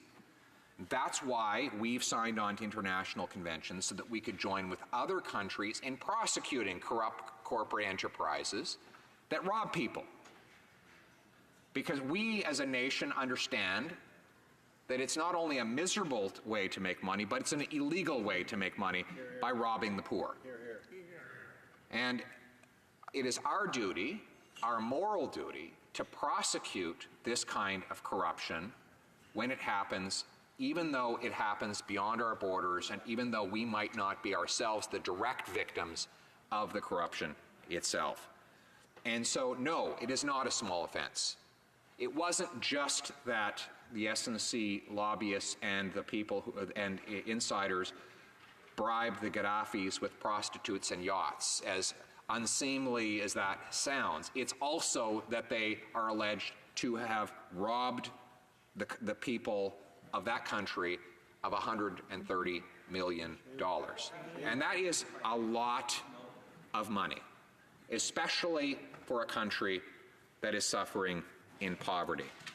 A lot of good could have been done for the Libyan people if they had been able to keep their own money, had they not been defrauded by these alleged crimes. So no, it wasn't a frivolous offense for which the appropriate sentence is an administrative penalty.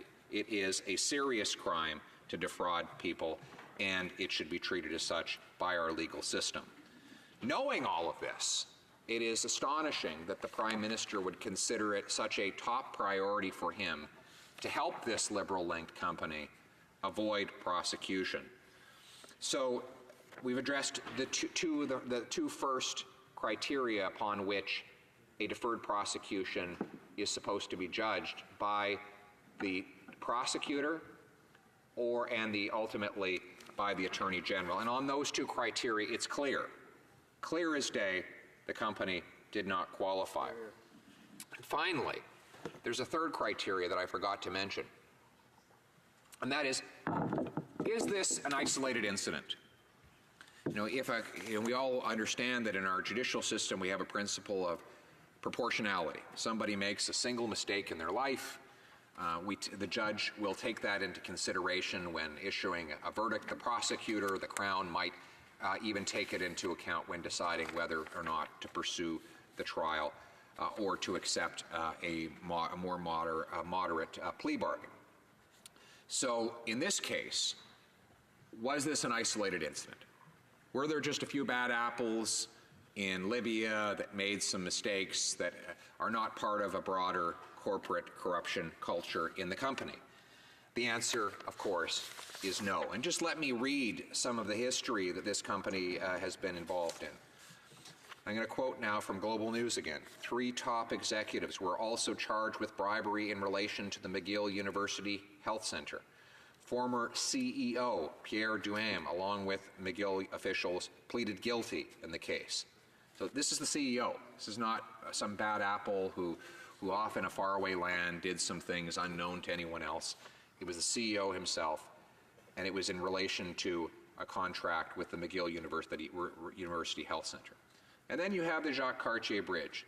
Quebec prosecutors are working with the RCMP on the possibility of new criminal charges against SNC-Lavalin tied to a contract to refurbish Montreal's Jacques Cartier Bridge, court document show. And that's a report from Global News. Again, Global News. In court documents, the RCMP lays out a bribery scheme involving $127 million Jacques Cartier Bridge contract in the early 2000s. Former federal official Michel Fournier pleaded guilty in 2017 to accepting more than $2.3 million in payments from SNC-Lavalin in connection with the project. This is an astonishing crime. It's a massive project, $127 million. And a federal official was paid $2.3 million in a bribe in order to get that contract. This is right here on our own home turf, which reminds us that the cost of corruption, corporate corruption, for this company is not limited to some faraway land.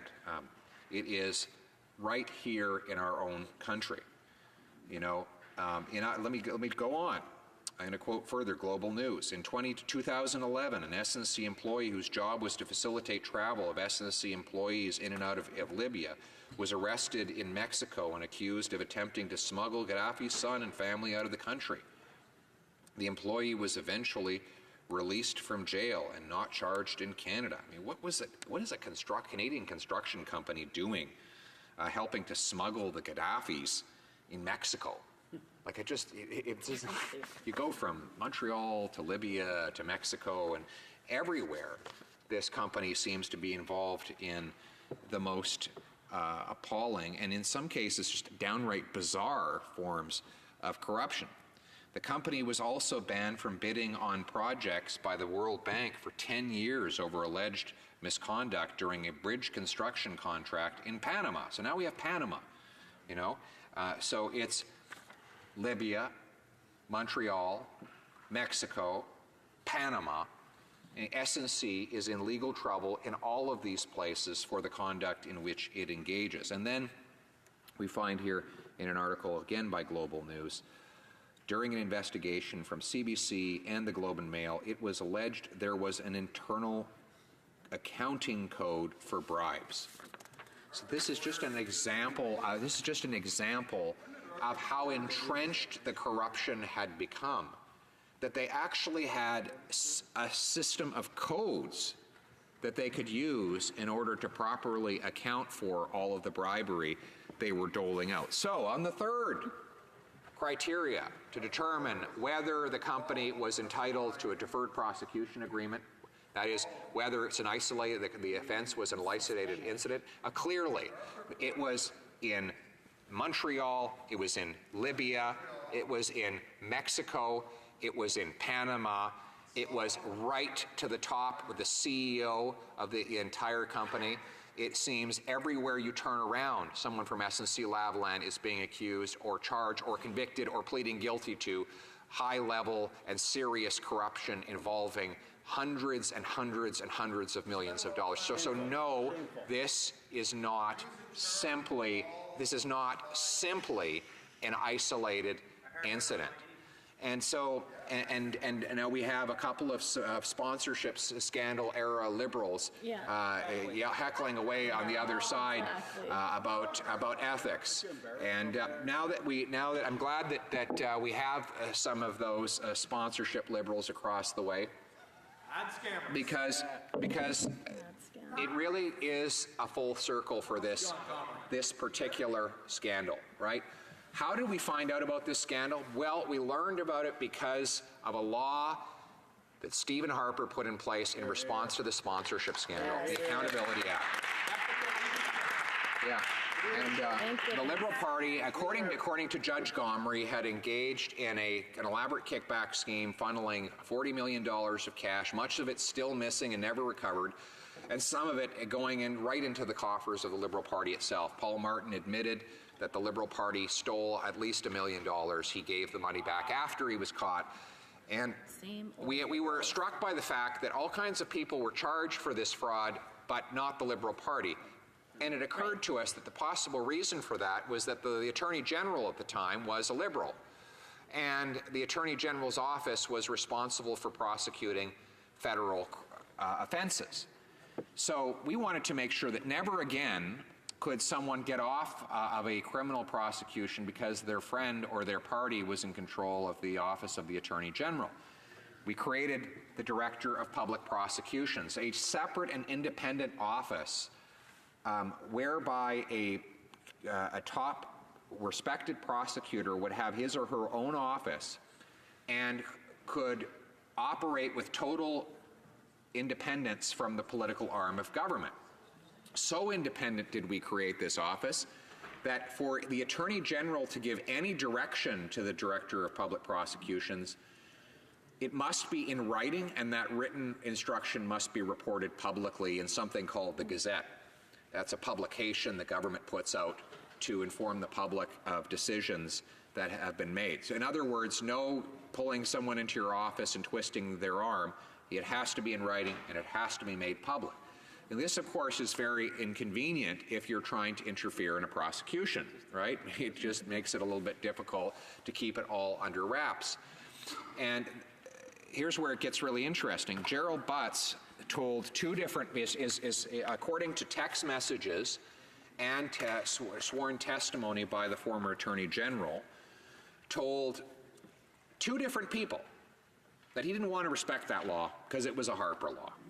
He thought, you know, Harper put it in and therefore you don't have to respect it. He told that to staff members in the Attorney General's office, and he told it to the Attorney General herself. We have in the 40-page package she tabled with the Justice Committee on Friday, we have documented evidence that Gerald Butts did exactly that. And if he's listening, I hope he is bowing his head in shame for telling someone that they don't have to follow the law just because that law was put in place by a different political party and under a different government. That law was designed to protect the independence of our judicial and our prosecutorial system. and it is not to be tread upon just because of a partisan desire to get things done by going around the rules. So that's how we got here in the first place, is that, you know, we had a Prime Minister in Stephen Harper who was determined to root out corruption and protect the independence of prosecutions. He passed a law, the Accountability Act, to make sure that he put an end to corruption in the prosecution of crime. And guess what? It worked. It worked really well. And I see my Liberal friends across the way have gone silent since we've reminded them of that. And I think that is probably a wise decision for them indeed. And unfortunately, it was not a long silence. But that being said, an empty wagon rattles the loudest, Mr. Speaker. But the reality is that nothing has changed. Nothing has changed for the old entitlement Liberals. This is a party that seems to have an impossible time shedding itself of its core identity, which is one of entitlement, of stuffing your pockets with other people's money, of helping your friends, and of breaking the law. That's what they did under the sponsorship Liberals, and that's exactly what they're doing now. And I should mention that, as I was remiss earlier on, I thank the members across the way for reminding me that SNC-Lavalin gave about $100,000 of illegal donations to the Liberal Party. Money it funneled through the creation of phony invoices, phony expenses, and phony bonuses. Can you imagine the amount of coordination that must have been involved when the executives at that company actually told employees, we want you to make phony expense claims so that we can reimburse you, and then you can give that phony reimbursement in the form of a donation to the Liberal Party.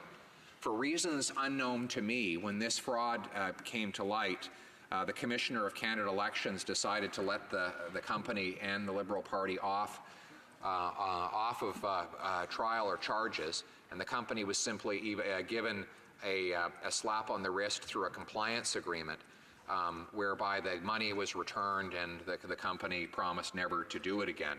But once again, the company was able to avoid accountability for a serious breach of law.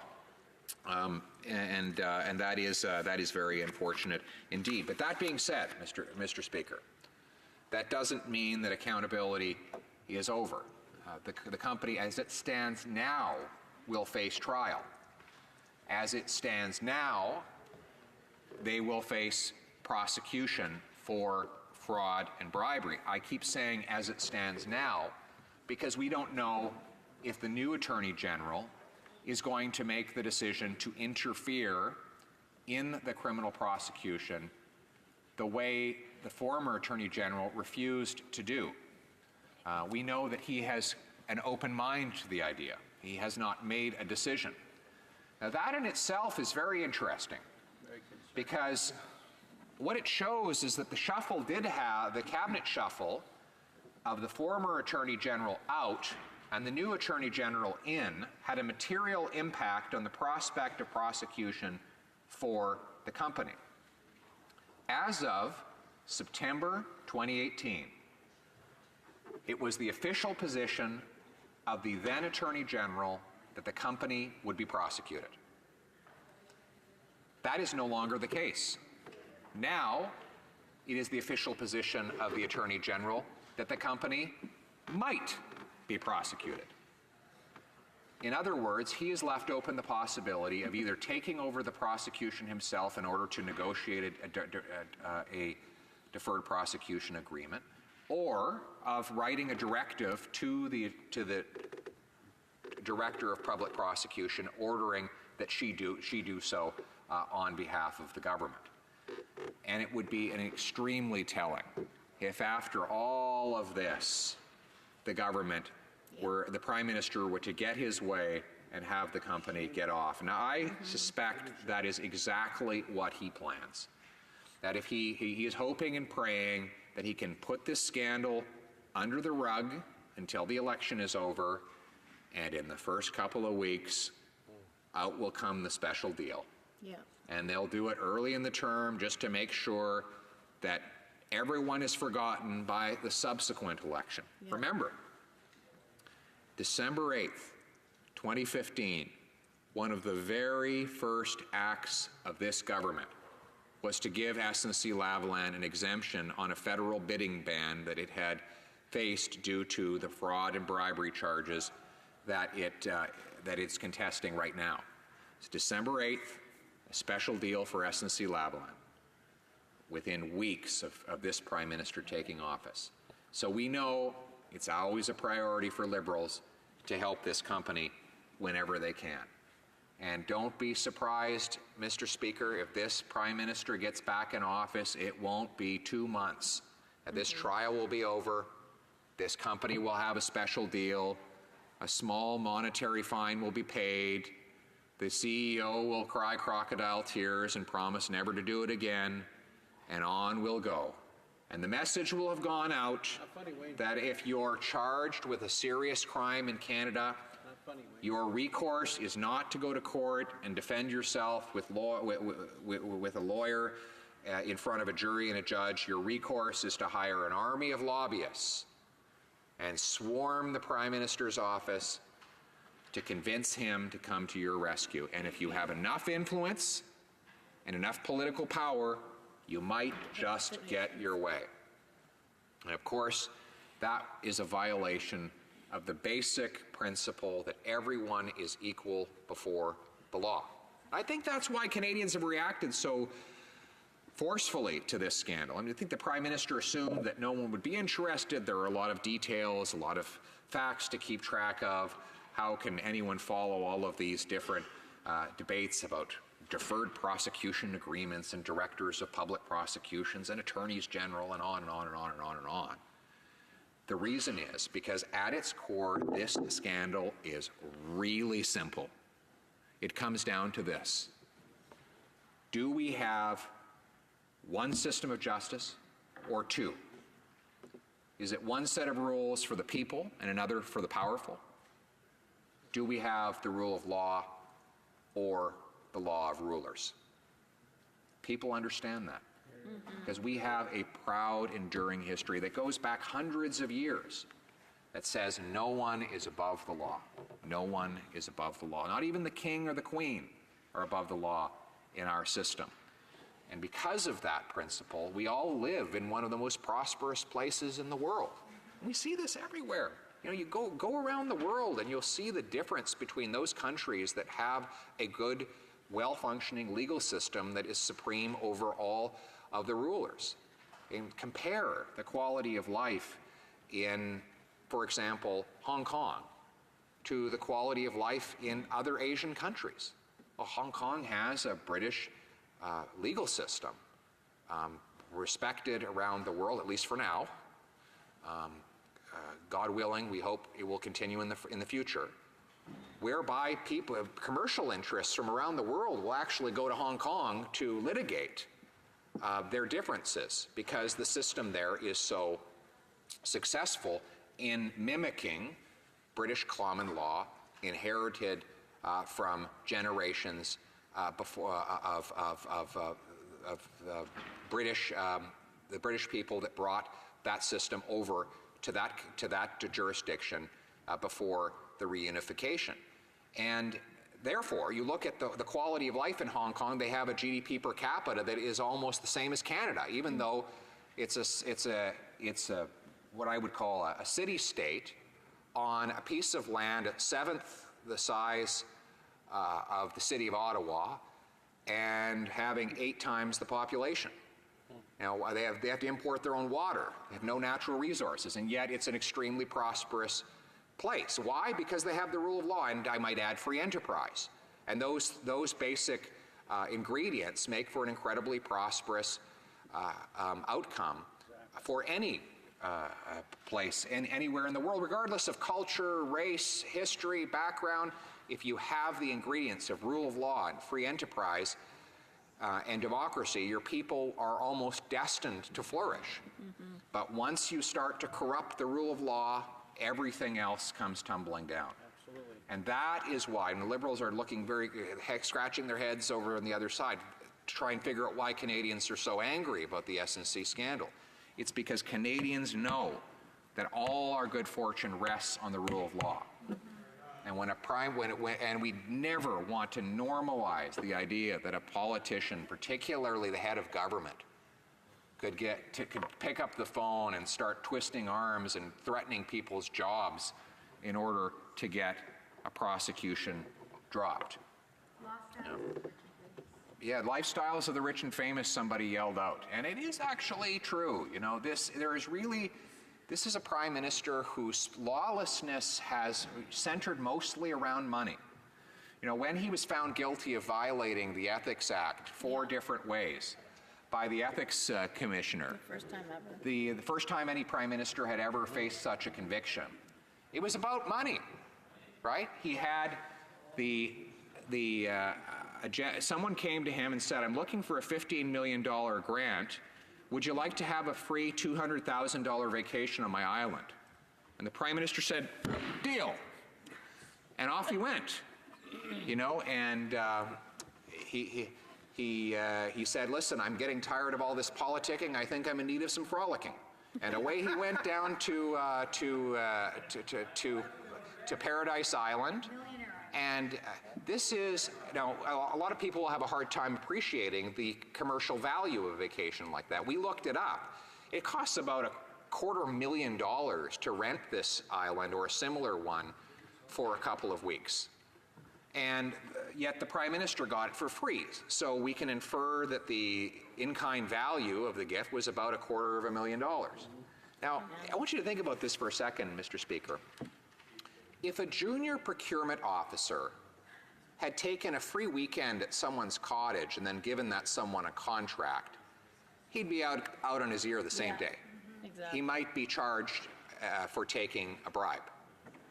But when the head of the government literally meets with someone who's asking for a $15 million grant and accepts a $250,000 gift from that someone, he gets off with an ethics commissioner report and a slap on the wrist. So, you know, I think that the Prime Minister thought he was indestructible, that he could get away with anything. Totally. He had violated, there's clear sections in the criminal code that make it an offense for someone to accept a benefit from a person with whom they have government business. Those sections the Prime Minister clearly and flagrantly violated. For reasons unknown to us, the RCMP didn't investigate that offense. But, so I think he thought, you know, I'm the son of a former Prime Minister, I have a multi-million-dollar trust fund, I am rich, I vacation at billionaire islands, I surf in Tofino, I do whatever I want, and I just, if I decide a company shouldn't be prosecuted, well, that's that. Throw the case out, sign a deal, get it out of the way. And by the way, if the Attorney General is causing heck, get her out of the way too. Yeah. That's how he thinks, and we've all witnessed it. And we witnessed when this Prime Minister was angry that a vote wasn't happening fast enough. So he stormed over and grabbed the arm of the Conservative whip and tugged him and elbowed people along his way. We've seen how he erupts in rage when he doesn't get his way. Now, this is the conduct of someone who's always gotten his way. Yeah. We all know the classic spoiled rich kid that gets everything he wants all the time when he wants. Totally. And no one better get in his way. Do you know who his dad is, after all? Mm-hmm. And so when he decided that his friends at SNC Lavalin shouldn't face prosecution, well, he just wanted it done. And of course, we know that that was his state of mind because the clerk of the Privy Council said so in a recorded audio tape. He said, Prime Minister is in a mood. He's going to find a way to get it done one way or another. the clerk said to the Attorney General in that famous conversation that he feared that she was on a collision with the Prime Minister. He used the term collision. And of course, she knew exactly what that meant. She made reference to the, quote, Saturday Night Massacre, when Richard Nixon famously fired personnel to cover up Watergate. And she said, I'm just waiting for the other shoe to drop. And what do you know? A month later, she was out of the position. Just a coincidence. Just a total coincidence. And what was the story for that sudden firing? Removing a highly competent, accomplished, and respected Attorney General? Well, it was this strange game of musical chairs that resulted from Scott Bryson resigning. No other option. You see, the Treasury Board president resigned, which of course meant that the Attorney General had to be moved, even though she wasn't replacing him. And then weeks later, we found out that that wasn't the Prime Minister's official line anymore. The reason we now learn is she was moved, according to media reports by some Liberal supporters in the press, is that she wanted to appoint a Chief Justice who wasn't Liberal enough. Apparently, according to this report, Prime Minister thought she had bad judgment because she wanted to elevate a respected Chief Justice of Manitoba to the head of the Supreme Court of Canada, even though he wasn't a devoted Liberal, a Liberal ideologue. So that's the new explanation for her removal as Attorney General.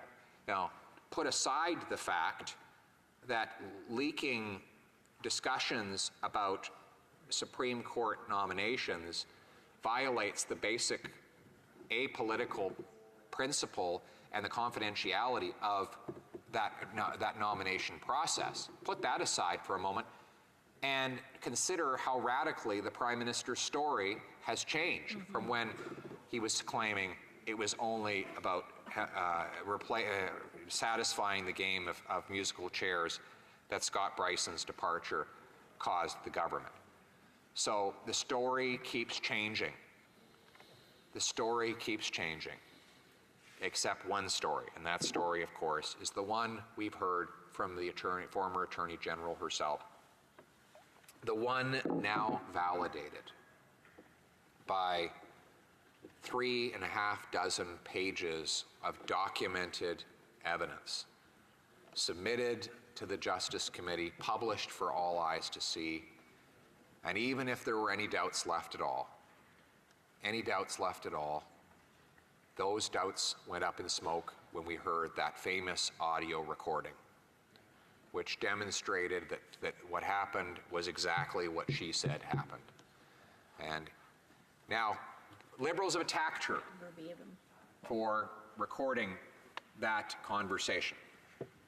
They've said that they think it was very unprofessional. Well,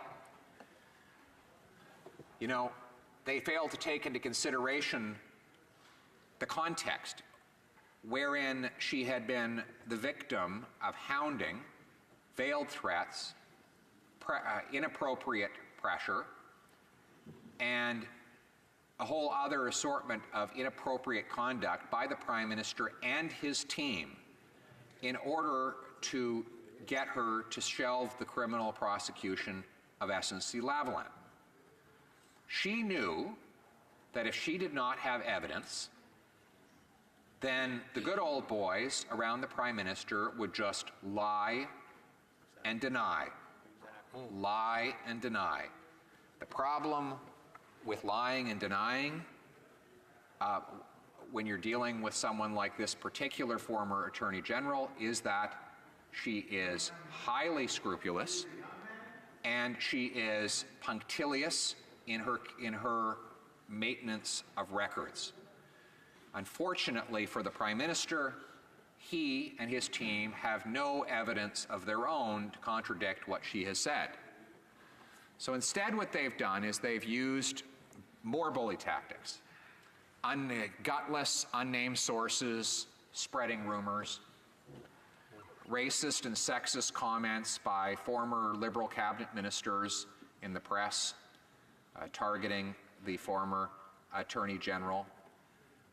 Anything they can do to discredit her, the Prime Minister has directed them to do. The bad news for him is it hasn't worked. Canadians have seen through all of it. They knew exactly what he was trying to do, and they have thoroughly rejected it. They see right through the nasty personal attacks as the act of a desperate man clinging to his job and held up only by his personal ego. In the long run, Mr. Speaker, the Prime Minister has an opportunity.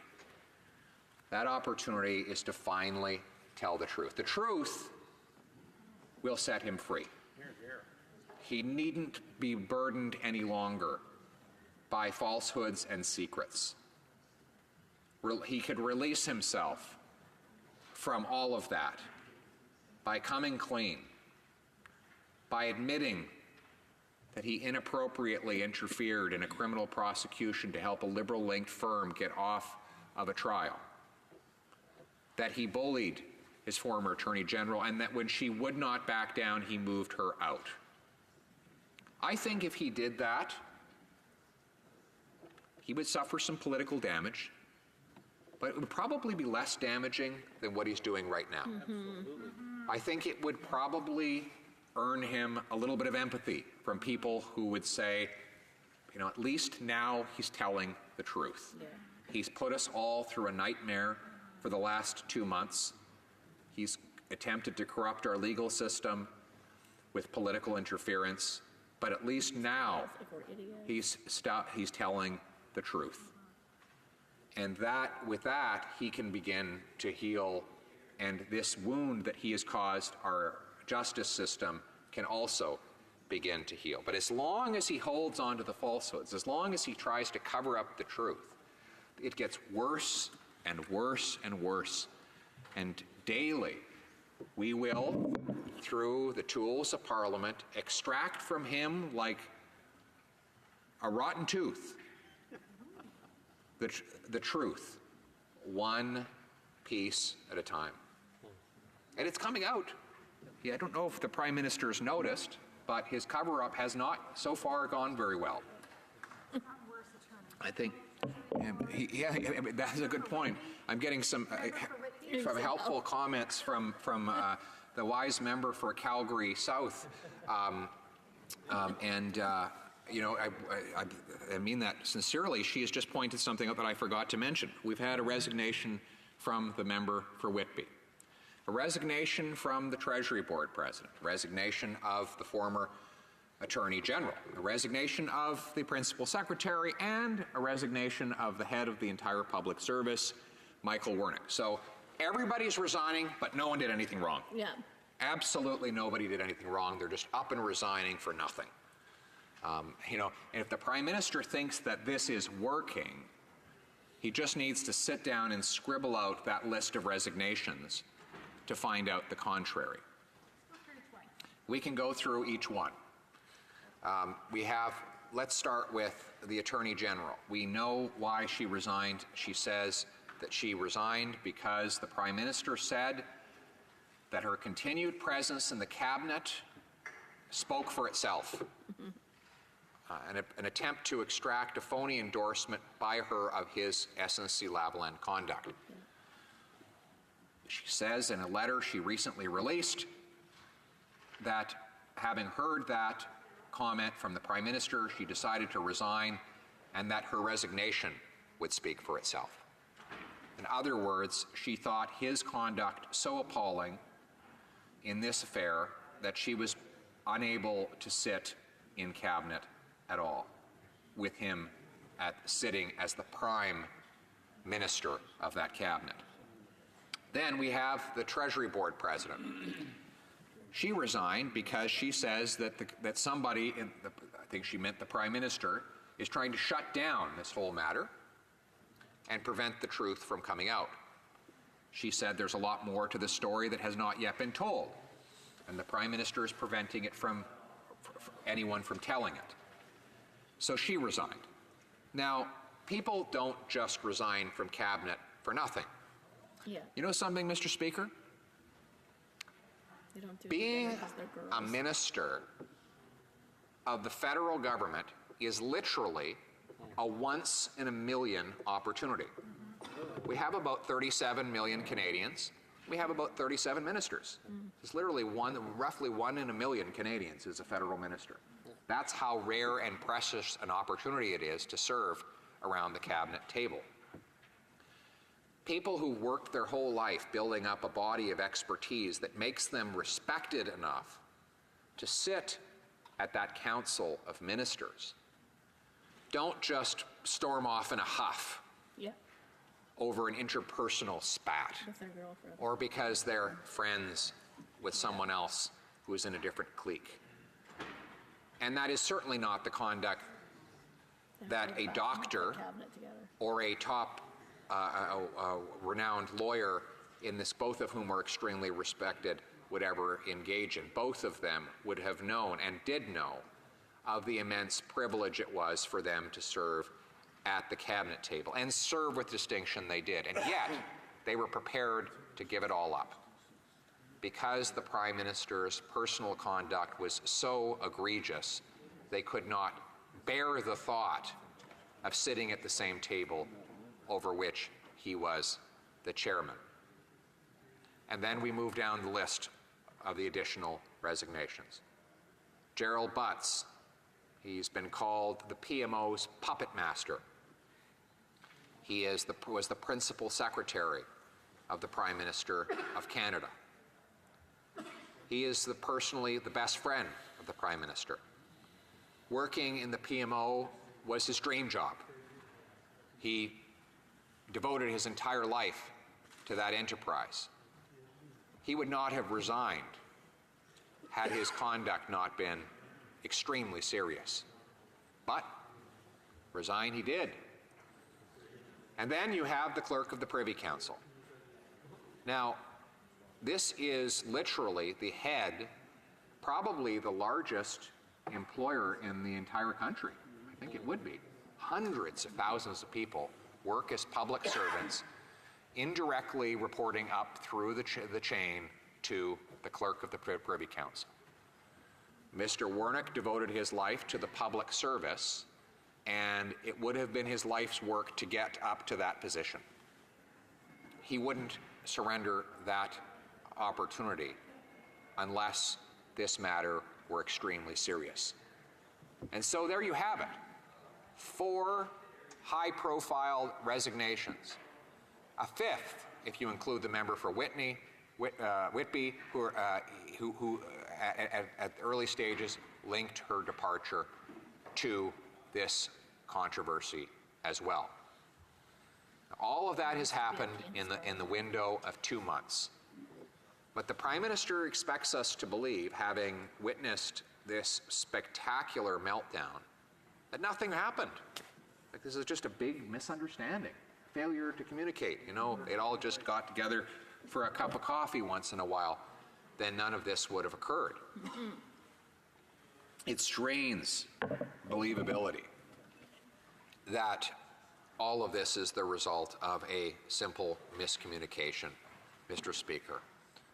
We on this side of the House have carefully and scrupulously examined the evidence and come to the conclusion that these principled former ministers stepped aside not out of some interpersonal dispute. It's clear they had nothing to gain and much to lose from doing so. They stepped aside because they could not countenance the Prime Minister's attempt to corrupt our criminal justice system. And so the answer is to get to the truth. Hold hearings, bring the witnesses. The Prime Minister has nothing to hide. He'll happily agree. And he'll show up with bells on to offer his very own testimony. But if, on the other hand, he is harboring more secrets, then he will do as he has done the last 2 months. which is just to try and continue to sweep it under the rug. He's now shut down 2 investigations, the Justice Committee and then the Ethics Committee. Does he really believe that Canadians sitting at home watching that spectacle on their television believe he has nothing to hide when he does that? You know, in just over 12 hours, the Justice Committee will reconvene. That gives the Prime Minister some time to reflect on how he has handled this scandal. Whether he just thinks he can go on and on and on trying to silence his critics and cover up the truth. What I would recommend he do is that he meet with his members of the committee members before the Justice Committee gathers tomorrow and tell them that the cover-up's over. That he's no longer going to ask them to go in there and humiliate themselves, disgrace their constituents by voting against accountability. Instead, he's just going to ask them to go in and open the investigation, and then he will instruct his staff and his inner circle to follow him into that committee room and one by one confess what happened. Submit themselves to vigorous questioning, and then allow the committee to issue a final report. Look, even if all that happens, the majority on the committee is still Liberal, right? So that means that the Liberals will have the final pen on the report that the committee writes. And we're asking him merely to submit himself to an investigation by a body on which the Liberals have a majority. So his claims that the whole thing could go haywire make no sense. It's his own party. All we're asking for is the chance to bring the key players, there are about a dozen of them, one by one, to tell their story, confess the truth, and answer questions.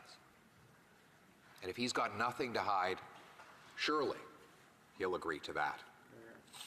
And here I am, standing before you, speaking about the cover-up budget. And just like with the other night when the Prime Minister forced his members to stay here for 30 hours to preserve his cover-up, I'm inviting him to do as I'm sure he would enjoy doing, which is to bring an end to my remarks. And if he, I'm sure that there have been many days when the Prime Minister would have wished that I would stop talking. And this one time, I'm giving him the chance to do it. If he walks in those doors, I know he's here, saw him earlier, and sits down and says, look, cover-up's over. The committee will have an opportunity to study this scandal. Order. Order.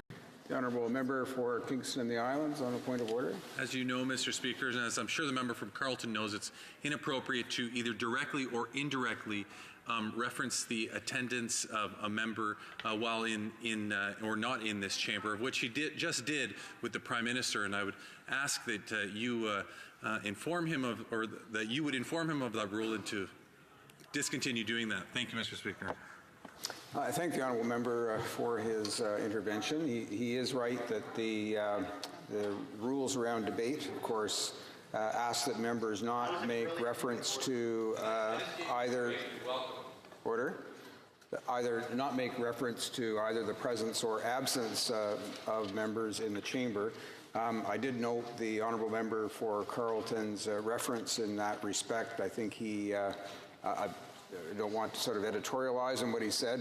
The way I took it, it wasn't making a specific reference to the Prime Minister's absence, but referring to the fact that he had been here earlier in the day and remains here. So it seemed a little general in my nature. Nonetheless, I caution the honourable member for Carleton. This is something that, of course, members should take note of when they're delivering their remarks. Now, I see the honourable member for Timmins James Bay on his feet. Is it on the same point of order? Yes, Honourable because member. I just want to be very clear because I was listening extremely closely, and I think he mentioned that the Prime Minister was in the building, which didn't say that he wasn't in the chamber. So being in the building, he could easily have been in the chamber. However, I have noted that my honourable colleague has not mentioned the budget in the last 45 minutes, and it's important always to go back to the budget. And so perhaps if he could mention budget and then continue, because I don't want to get lose the stream from the moment when the member for Kingston said that the Prime Minister wasn't in the House, because I wouldn't say that the Prime Minister wasn't in the House when the member said he was in the building.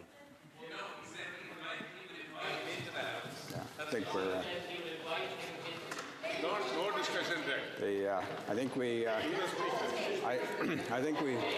think we have in fact settled the matter with respect to the reference to the absence or presence of members. And the honourable member for Timmins James Bay makes another point about the relevance aspects. I have been following the honourable member for Carleton's comments, and members will know that, of course, members that are speaking on the budget are given to a great extent of latitude in terms of the budget matters because of the scope of such debates. And I do note that the honourable member for Carleton references how his remarks relate to the budget. So we'll continue. The honourable member for Carleton. Thank you very much, Mr. Speaker, and I apologize for remarking on the presence or absence of the Prime Minister. I will just say that some people bring happiness wherever they go, others bring happiness whenever they go. And so with that, I will continue my remarks. And in fact, what I am seeking in the case of the Prime Minister is that he come to the Justice Committee. And what I was saying earlier is that if he were to rise right now, he were to rise in the House of Commons right now and say that the cover-up is over and the Justice Committee will be allowed to finish its investigation, I will terminate my speech.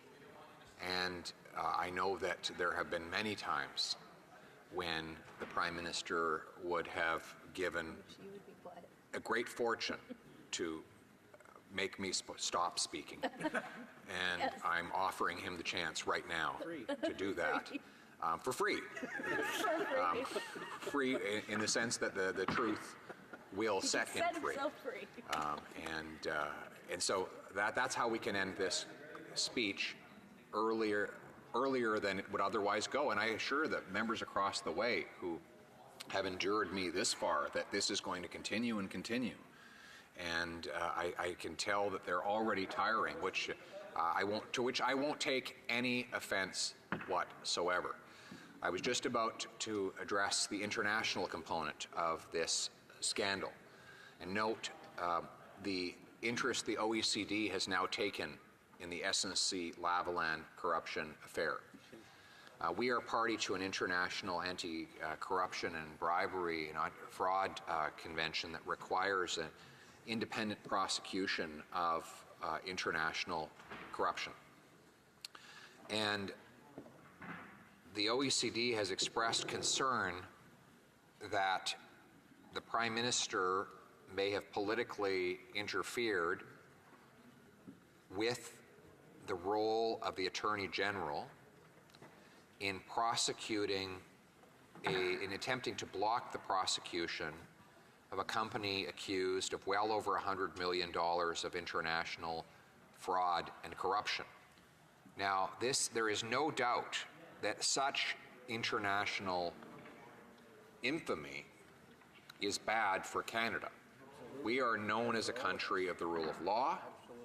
Businesses around the world have always said, for all Canada's strengths and weaknesses, they can always count on fair treatment in our court systems, in our courts of law, in the event of a dispute, that our governments don't typically confiscate property or abrogate contracts or carry out any other form of lawlessness, and therefore this is a safe and secure place for the world to do business. That reputation is precious to our economy, And the existence of a public scandal where the Attorney General has accused the Prime Minister of personally interfering in a prosecution jeopardizes that precious reputation. Thus, the interest and even inquiry that the OECD has now taken in this scandal. Now, I say that because I want, not only because of the international consequences, but just to illustrate how serious this matter is. Now, countries around the world don't often take notice of political controversies in their neighboring jurisdictions. Large international, multinational organizations don't typically get involved in the latest political controversy in France or the United Kingdom or Canada for that matter. This would have to be an extremely serious affair for an international body like the OECD to consider a public comment and statement of that nature. But yet, we had such a statement. It has now been rendered public for all eyes to see. And it is our duty to reassure the global business and legal community that Canada does have the rule of law, that everyone is equal under that law, and that politicians have no business monkeying around with the law. We have the ability to do that by bringing the Prime Minister before the Justice Committee, along with all of the others who are alleged to have participated in the interference with the Attorney General's role. Let them speak the truth, let them go under oath, and let the committee, which is majority Liberal controlled, issue a report with clear findings. That's all we're asking for. And I think most Canadians would consider that pretty reasonable. Very reasonable. Now, one argument we've heard from across the way is, oh, we have to get busy doing other things. Well, I couldn't agree more. If I can be, just very blunt about it, I would rather be talking about the Liberal carbon tax or the broken promise on the deficit or a number of other extremely unpopular policy decisions that this Prime Minister has taken. But were we to shift to those failed and unpopular policies just for political purposes, we would be leaving behind a very important loose end with respect to the protection of our justice system under the law. So we are not going to simply try to score political points by talking about something that might be otherwise more politically advantageous. Instead, we are going to stay focused on bringing the government to account for this political interference in our legal system. The reason for that is that while it might not be in our political interest to stay focused on that, on concepts like preserving an independent judiciary and legal system, it is the right thing for the country. Absolutely. There will be time to debate the carbon tax, which kicked in today in Ontario, Saskatchewan, New Brunswick, and Manitoba.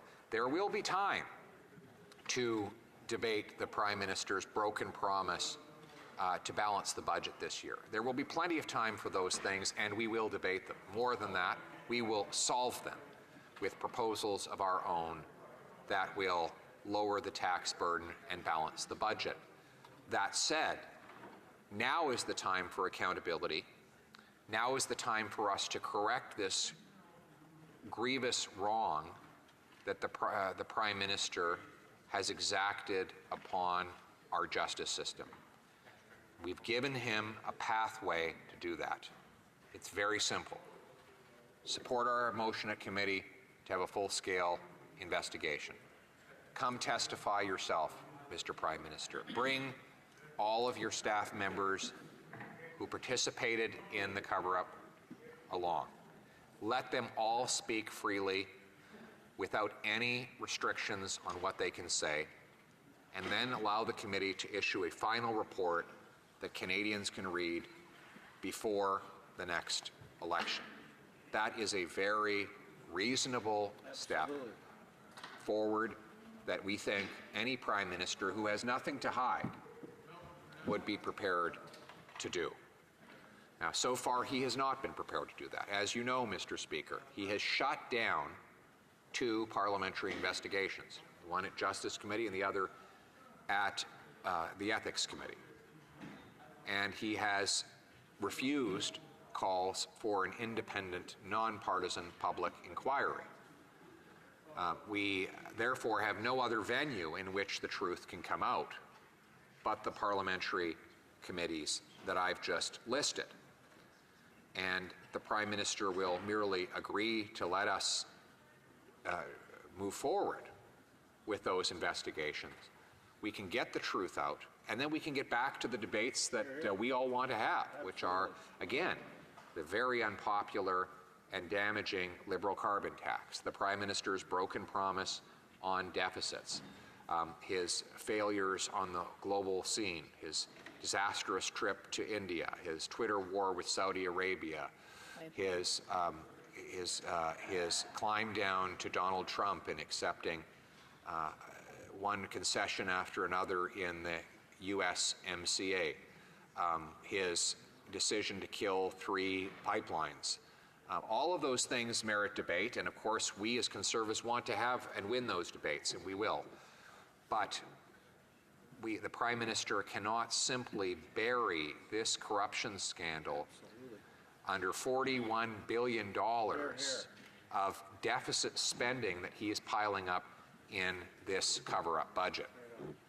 And that's why I am standing before you today, Mr. Speaker, and giving these extended remarks to all of our colleagues before the House of Commons. So, where are we now today with this cover-up budget? We have a government that is using public money to try and drown out a scandal. They have added $60 billion to our national debt, 3 times what the Prime Minister promised. Instead of balancing the budget this year, we have another $20 billion deficit, debts that will lead inevitably to higher taxes if he is re-elected. We have billions of dollars of additional spending announced in the budget without any way to pay for them except for piling on more and more debt. And we are entering a period of high levels of risk in our world economy, already saddled with excessive deficits and debt, with the budget significantly out of balance, leaving us no buffer whatsoever to cushion us against the blows that the world could very well deal us again. You know, it's so much different than the way we went into the last global recession. Governments, both Liberal and Conservative, made the responsible decisions in the late 90s and early 2000s to pay off hundreds of billions of dollars of debt. I credit the Liberal government of Jean Chrétien for being part of that consensus of balanced budget. And flowing into Harper and Flaherty, who also paid off $40 billion of debt. So that when that great crisis struck in 2008, we were prepared and we had a rock-solid foundation. And the reality is that, yes, every country then went into deficit, but Canada had the smallest deficit, was the last to go into the recession, the first to come out, created 1 million jobs, left the country with a balanced budget.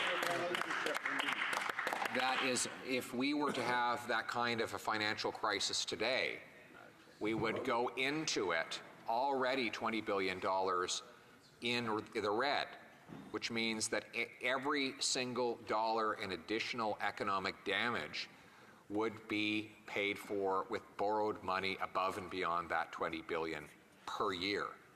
So as more people would go on EI and draw from the system, fewer people would be paying income and payroll tax as corporate profits drop and therefore corporate tax revenues fall with it. All of those things would only worsen the budgetary balance of the country. That is precisely why it is important to pay down debt during the good times, to prepare yourself for rainy days ahead. But instead, this Prime Minister has squandered his inheritance. He inherited good fortune in his own life, and he inherited good fortune as a Prime Minister. And in the latter job, he has squandered it. He took a balanced budget and turned it into a massive deficit. He took low taxes and turned them into high taxes. And now he is spending our children's tomorrow on his today. He's doing that because he has made a political calculation that if Canadians see signs flying at them in the form of massive pre-election government spending, that they will completely forget about the scandal that has engulfed his government. They'll just say, oh, what happened to that SNC Lavalin thing? Oh, I don't know, just work on catching those dollars as they fly by. You know, but funny thing is, Canadians haven't been fooled, have they? I don't know, I've been out in my community of Carleton, and I tell you that wise people of Manotick and Stittsville and Greeley and so many other wonderful neighborhoods have been so fixated on protecting the legal system in our country against the corruption the Prime Minister has tried to administer against it. And I have knocked on tens of thousands of doors, and not one of them have said a positive word about the cover-up budget, because they saw it for exactly what it was. They knew exactly what the Prime Minister was doing. They knew that he was carrying out the Kathleen Wynne three-step. We all know the Kathleen Wynne three-step, right? Yep. 1, get into a massive scandal. 2, massive deficit spending to distract from it. And 3, massive tax increases to pay for it all after the election. That's the McGuinty-Wynne three-step. It was designed by its architect, Gerald Butts, and it's exactly what we have in the present budget. And it didn't actually work, though. And it's a testament to the wisdom of the Canadian people that they were capable of ignoring every ounce of political bribery that this government attempted to bestow upon them. They knew that as they saw their Prime Minister running around throwing wads of cash into the air, they looked a little more carefully and realized that he was pulling the money out of their wallet. And they said, we're not going to be distracted. Now let's get some answers with respect to the SNC Lavalin corruption scandal. And that's why wherever I go, people are telling me, get to the truth. Don't let the Prime Minister cover this up.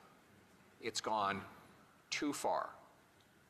He has crossed the line. Mm-hmm. So I'm here with an offer to the government and the cover-up. Come to the Justice Committee, answer the questions. Do it on the record, let the committee members write a report, and then let Canadians decide on the truth in October. Don't cling to the idea that you can sweep it all under the rug today and hope that you can hobble your way to October without anybody finding out what you did. It hasn't worked. It can't work. There's too much scrutiny and too much interest in finding the truth for the Prime Minister to get away with covering it up any longer. And the more he tries, the more difficult it becomes. The harder and harder it is to prevent the truth from seeping out. And so here we are today, gathered in the House of Commons, the House of the Common People, with an opportunity to convert this scandal into a moment of accountability, to prove that this chamber is capable of unearthing hidden facts and making known hidden truths and holding to account the doers of the deeds. Surely, if the Prime Minister has nothing to hide, then he will agree to allow Parliament to do that. A note now, I've been speaking directly to the Prime Minister through you, Mr. Chair, for a long time. A note now to some of the members of the Liberal backbench. You know, there have been some courageous individuals in your midst who've been willing to do the right thing, who've put aside their own political interest and their careers to speak truth first to power and then truth to the public. You might look at them and say, geez, don't want to go down that road. The Prime Minister will grind me under his foot. But take another look, because they have something that you could preserve as well: their integrity. They go to their communities and they are rightly greeted as heroes. I read this weekend that the former Attorney General was honored with a great feast in her community where people recognized the integrity that she has demonstrated in doing her job. That is because they have seen that what she did was very difficult and very rare. Now, many of you sitting on the Liberal backbench might say you don't have the courage to take on a Prime Minister, or that you think it's in your political interest just to put your head down and barrel forward, forget about the truth, and just get through to October. After that, we can worry about whether the truth gets out. But you will be, Mr. Speaker, through you, they will be remembered if that is the attitude that they take. Because eventually the truth will come out, and the members that helped the Prime Minister cover it up will have been exposed as his servant rather than the people's servant. We have to remind ourselves that we don't work for the government in this place. We work for the common people. That's why it's called the House of Commons. It's actually, sometimes people get the org chart backwards. Yeah.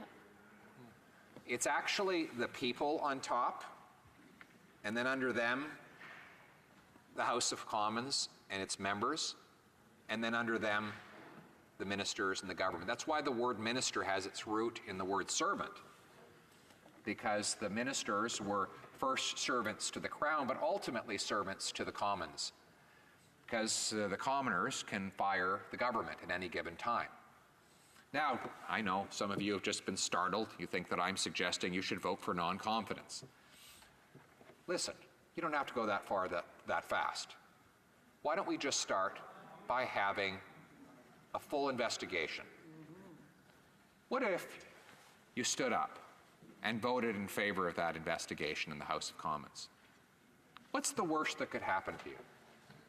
Many of you have been passed over for cabinet already. And if truth be told, despite your thoughts to the contrary, don't have any hope of getting into cabinet anytime soon regardless. But you do have your integrity, and you could preserve that integrity by voting in favor of an end to the cover-up, by allowing for the witnesses to appear and the truth to be told, and then you can go back to your constituents and say, you know what? The party bosses came down hard on me, but I did the right thing. And sure, I'm not in cabinet, but I'm a good servant of the people. And that's why I'm asking the members across the way to join with us and put country ahead of party, to let the truth come out. Because in October, all these members are going to have to go back to their communities, and they maybe, oh, wait a sec here, I just heard a rumor from across the way, the deputy House leader. I said the October would be the election. He yelled up maybe sooner. And so maybe a cat has leapt out of the bag. Or if not, the deputy House leader has let it out of the bag, that we could be going into the cover-up election. All right, we had the cover-up budget, and now the cover-up election. Get the election done before the truth comes out is perhaps the political strategy across the way. All I would say, if I were called upon to give advice to the members across the way, and it is a rare occasion that they ever do ask for my advice, but if I were, I would say this: a cover-up is not going to work. The people of Canada are too smart. They have a very good idea of what's going on because they've seen so much evidence come before them so far. And they're not going to be fooled by a snap election or an overly expensive budget or an attempt to use a majority to slap down the truth and punish the whistleblowers who told it.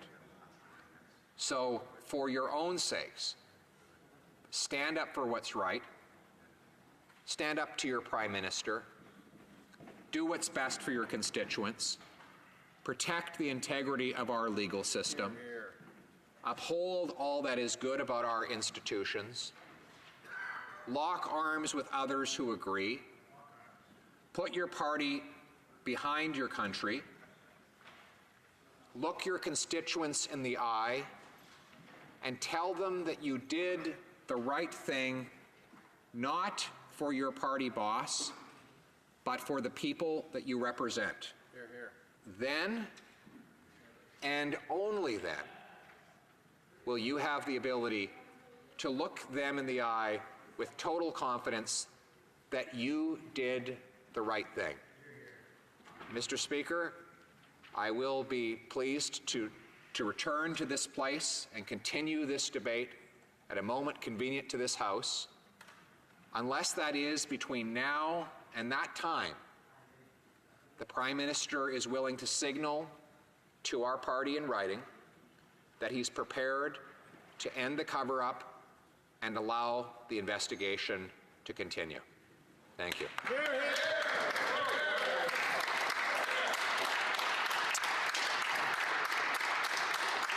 The honourable member for Carleton will have the opportunity to continue his remarks when the House next gets back to debate on the question. It being 6:30 p.m., pursuant to Standing Order 30.7, the House will now proceed to the consideration of Bill S-238 under private members' business. Orders of the day. Ordre du jour. Private members' business, consideration at second reading of Bill S-238, Ban on Shark Fin Importation and Exportation Act, standing in the name of Mr. Donnelly. Mr. Donnelly, seconded by Mr. Erskine Smith, moves that Bill S-238, an act to amend the Fisheries Act and the Wild Animal and Plant Protection and Regulation of International and Interprovincial Trade Act, importation and exportation of shark fins, be now read a second time and referred to the Standing Committee on Fisheries and Oceans. Debate, the honourable member for Port Moody, Coquitlam. Thank you, Mr. Speaker. Mr. Speaker, I rise today to speak in support of Bill S-238, an act to amend the Wild Animal and Plant Protection and Regulation of International and Interprovincial Trade Act, importation of shark fins. I'd like to thank the member for Beaches East York for seconding this bill, and I pay tribute to the Honourable Senator Michael McDonald for his tireless work getting S-238 passed through the Senate. I'd also like to acknowledge the work of his staff, Ewan Dunn and Catherine Dunn. It's been a pleasure to work with both of them on this critical issue. Mr. Speaker, this bill bans the importation and exportation of shark fins into and out of Canada that are not attached to a shark carcass. It provides an exception for ministerial permit if the importation of fins is for scientific research and benefits the survival of the species. It enshrines into law a prohibition of the practice of shark finning. Shark finning has been banned in Canada under licensing conditions since 1994, but shockingly, the importation of shark fins continues to be permitted. Mr. Speaker, since 2011, 5 private members' bills banning the trade of shark fins have been introduced. In that time, nearly 1 billion sharks have been butchered and killed for their fins, shrinking the international shark population and driving dozens of shark species to near extinction. Last year, Canada imported 170,000 kilograms of shark fins, a 60% increase over 2012 levels. Shark finning is the horrific practice of cutting the fins from living sharks and discarding the remainder of the shark at sea. The sharks then drown, starve to death, or are eaten alive by other fish. It's a brutal fishing practice. Mr. Speaker, as top predators, sharks play a key role in maintaining ocean health. Dr. Dirk Stenke, Adjunct Professor, Center for Biodiversity Genomics, University of Guelph, testified to this at the Senate Fisheries Committee in December 2018. He said, quote, "Sharks are not only the most vulnerable, but also probably the most important when you speak of an entire ocean as an ecosystem. They maintain all the species below them in the food chain or in the food network. For us as scientists, they serve as a very important indicator of ocean health because we can immediately see that if they're not doing well, then something along the food network is also not doing well, and we can probe further into that," end quote. Unfortunately, due to shark finning, shark populations are plummeting around the world.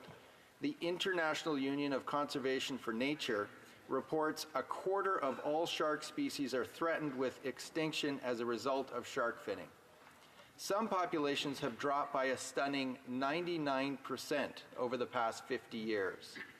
The best way to curb illegal finning is to stop the international trade in shark fins, which has been linked to organized crime, as Rob Stewart's films Sharkwater and the sequel Sharkwater Extinction clearly demonstrate. In 2013, I tabled Bill C-380, but it was defeated by 5 votes. Many MPs who are now in the governing party supported that bill, and I hope that they will support S-238. I was honored to work with my friend and Canadian filmmaker and conservationist Rob Stewart, whose 2006 award-winning documentary film Sharkwater shed light on the horrific practice of shark finning. Rob tragically died last year filming the sequel film Sharkwater Extinction.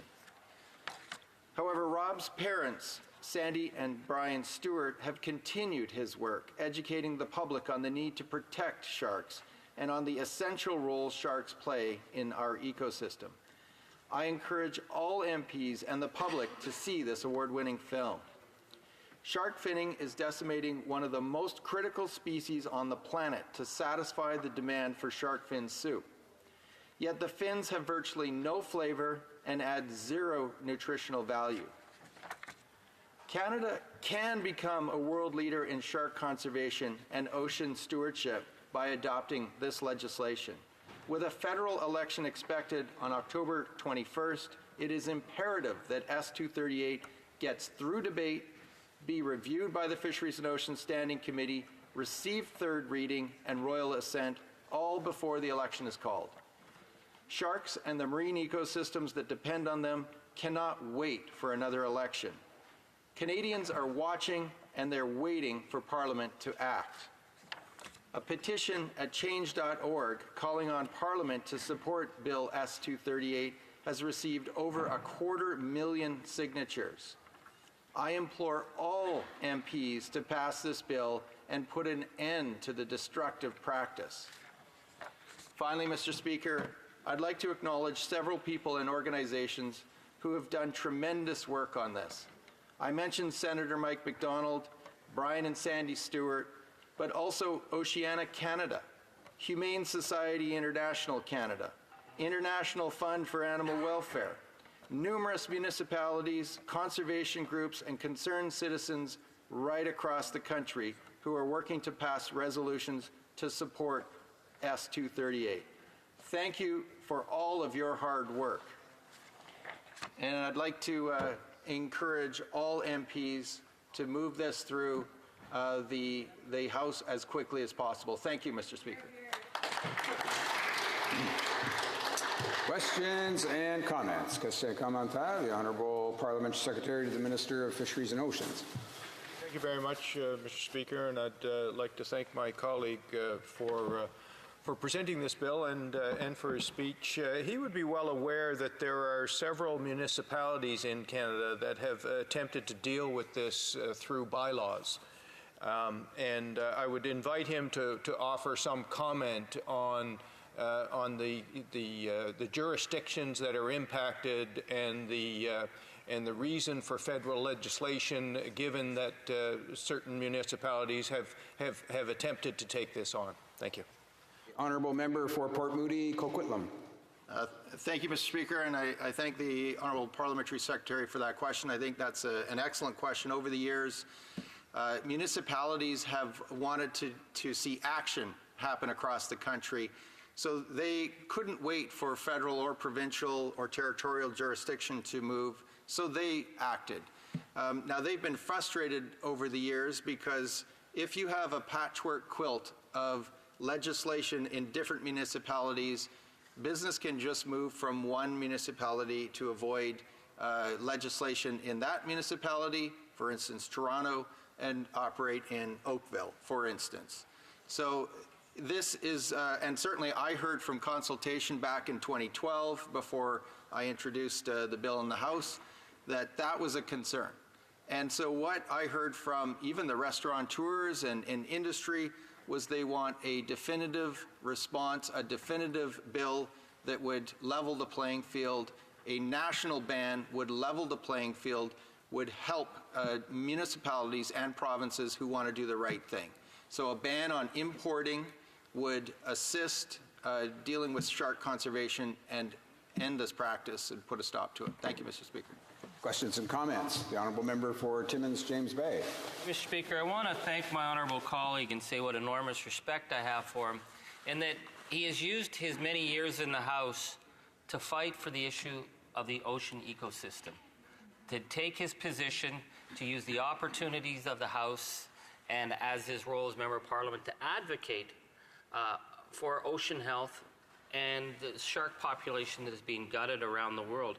I'd like to ask my honourable colleague why he feels so moved to lead this fight, and why it is so important for not just Canadians but people around the world to take ocean health seriously. Member for Port Moody, Coquitlam. Thank you, Mr. Speaker. I appreciate the question. Definitely, when I first got to this place, that was a big concern that we, as a nation, Canada is an ocean nation, but we pay a lot of attention to our fishery, but we do not pay as much attention to the health of our oceans. And so I thought it was very important, especially back in 2012 when I read a United Nations report on the state of the world's oceans that said our top predators and globally in all oceans were plummeting, including sharks that play a key role at maintaining the health of the ecosystem. There are many threats facing the ocean. A changing climate, which is impacting the oceans at a tremendous rate, is also a big part of the problem. One of the things that we need to do as a nation is play a leadership role. Banning the importation of shark fin is a way that Canada can play a stewardship role and send a clear message that this is the right thing to do to other countries, to encourage other countries like our neighbor to the south, to the European Union, that they also need to ban the importation of shark fin so that we can see those populations come back and flourish and have a healthy fishery, a healthy ocean. And I think Canada wants to see this. I will say that 81% of Canadians in a poll done a number of years ago want to see the practice of shark finning banned. There is tremendous support across the country from individuals and organizations that want to see this practice stopped and want to see shark populations return and a healthy balance in our ecosystem. Canada has an opportunity. We have to act now. The government needs to act before the summer is out, before the House rises in June, by fast-tracking this legislation to the Fisheries Committee so that we can get this legislation passed and enshrined before October 21st. Thank you, Mr. Speaker. Reprise de débat. L'honorable. Resuming debate, the Honourable Parliamentary Secretary to the Minister of Fisheries and Oceans. Thank you, Mr. Speaker. I rise today to speak to Bill S-238, an act to amend the Fisheries Act and the Wild Animal and Plant Protection and Regulation of International and Interprovincial Trade Act, also known as the Ban on Shark Fin Importation and Exportation Act. The Government of Canada remains strongly committed to managing shark populations worldwide with conservation and protection goals as a priority. Shark finning refers to the practice of harvesting sharks and removing fins from the live animal only to return the debilitated animal alive to the water. The maimed animal then drowns as it sinks, powerless, to the bottom of the ocean. I hope this image causes distress. It should. Canadians have told us that they are appalled by it and that they want us to put an end to it. Bill S-238 aims to do that, and it's a good thing. Mes collègues dans cette chambre. My colleagues here in the House and in the Senate are all likely familiar with the 2007 film called Shark Water. The compelling documentary showcasing Rob Stewart and Paul Watson, which is sometimes so shocking it's difficult to watch.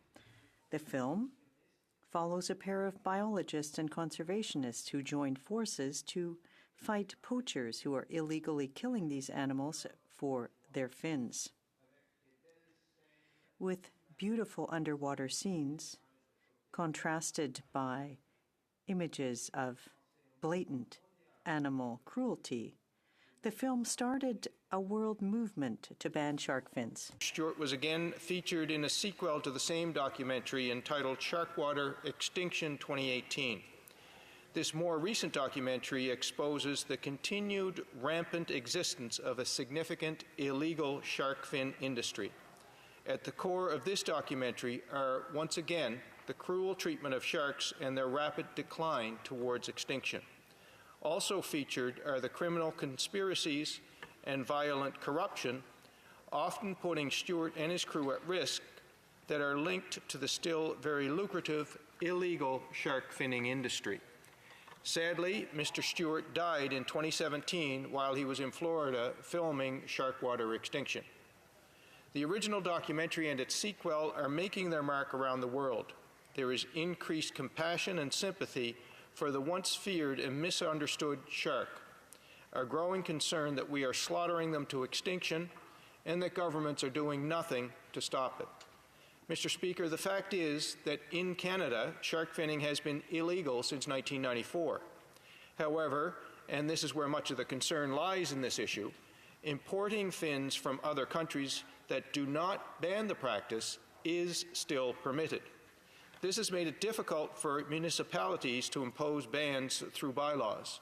In fact, since 2011, several Canadian cities have attempted to impose bans on possessing, selling, or consuming shark fin products, notably Brantford, Oakville, Toronto, Newmarket, and Mississauga in Ontario, and Calgary in Alberta. They all had bans at one time, and some still do today. Cependant, il y a des problèmes avec ces. However, there are some problems with these local prohibitions, questions that have led to some of them being overturned when they were challenged before the courts. The main problem is that the authority of municipal governments doesn't cover issues pertaining to the importation of shark fins, even if the courts have accepted that shark finning is inhumane. There isn't any legitimate local finality for these bans at the local level, and as a result, there is growing demand for federal action on this important issue. As you heard, Mr. Speaker, in 2013, a private member's bill to ban shark fin imports in Canada failed in this House. We are now faced by another opportunity provided to us by Senator Michael L. MacDonald in the form of Bill S-238. I ask that we carefully consider S238 and its proposed legislative solutions to the growing global issue of shark finning. This proposed bill banning the importation and exportation of shark fins or parts of shark fins that are not attached to a shark carcass or any derivatives of shark fins has a tremendous amount of merit. It would indeed be an indication of Canada's global leadership and position against the cruel practice of shark finning to amend the Fisheries Act to enshrine the prohibition of shark finning in Canada. However, I carefully followed the debate on this bill in the other place, and as raised in the other chamber, Bill S-238's proposed amendments to the Wild Animal and Plant Protection and Regulation of International Interprovincial Trade Act, or WAPRITA, prohibiting the import and export of shark fins may be problematic. Implementing Bill S-238, as amended by the other place, has a number of implications. With respect to WAPRITA, the proposed amendments do not discriminate between sustainably harvested sharks and shark products and shark fins that are the product of shark finning. This would be inconsistent with Canada's international trade law obligations by posing a risk of violating non-discrimination obligations. A ban on the import of shark fin products and their derivatives without banning all internal trade of the products would violate this obligation. In fact, Mr. Speaker, an examination of the legal implications of a quasi-full ban on the importation of shark fins by Canada, as proposed in Bill S-238, revealed that it would likely risk violating our obligations under the WTO. Trade measures can be effective to fight illegal, non-declared and unregulated fishing, which promotes the practices of sustainable fishing. However, these requirements must be consistent with Canada's obligations when it comes to international trade as a member of the WTO. I'm convinced that there is an approach that will enable us to honor our trade obligations, but above all, to ensure that shark finning is ended. Speaker, if I could take a few seconds at this time to summarize. First, shark finning has been banned in Canada since 1994 through the license conditions administered under the Fisheries General Regulations, a regulation made under the Fisheries Act. Second, in 2016, Canada implemented a mandatory fins-attached management measure for all pelagic shark landings across Canada. All harvesters are required to land pelagic sharks with the fins naturally attached. Bill S-238 proposes to add a prohibition on shark finning in the Fisheries Act, which would enshrine the ban of shark finning in the Fisheries Act, as well as banning importation through WAPRITA. The government is committed to ensuring that we end the practice of shark finning while ensuring that we uphold our international trade commitments. La coupe des nageoires de Shark finning is a cruel practice. I am fully convinced of that. As a Canadian and as a custodian of our natural environment, I feel the responsibility to prevent cruelty against animals and the decimation of any species. That's why I eagerly await the debate at committee on this bill and the solid discussion that I know will take place. S-238 is a noble indication that Canadians feel the same way. Perhaps the means which this bill proposes to achieve its ends are not perfect, but I believe it is our duty here in this place to find a way to do whatever is within our power to stop shark finning. I'm confident that this is the right thing to do. Thank you, Mr. Speaker. Resuming debate, the Honourable Member for South Okanagan, West Kootenay. Thank you, Mr. Speaker. And I'm happy to speak this evening in support of Bill S-238, an act that would ban the import and export of shark fins into Canada. And I'll be brief because we would all like to see this bill quickly passed here and given royal assent before Parliament rises in June.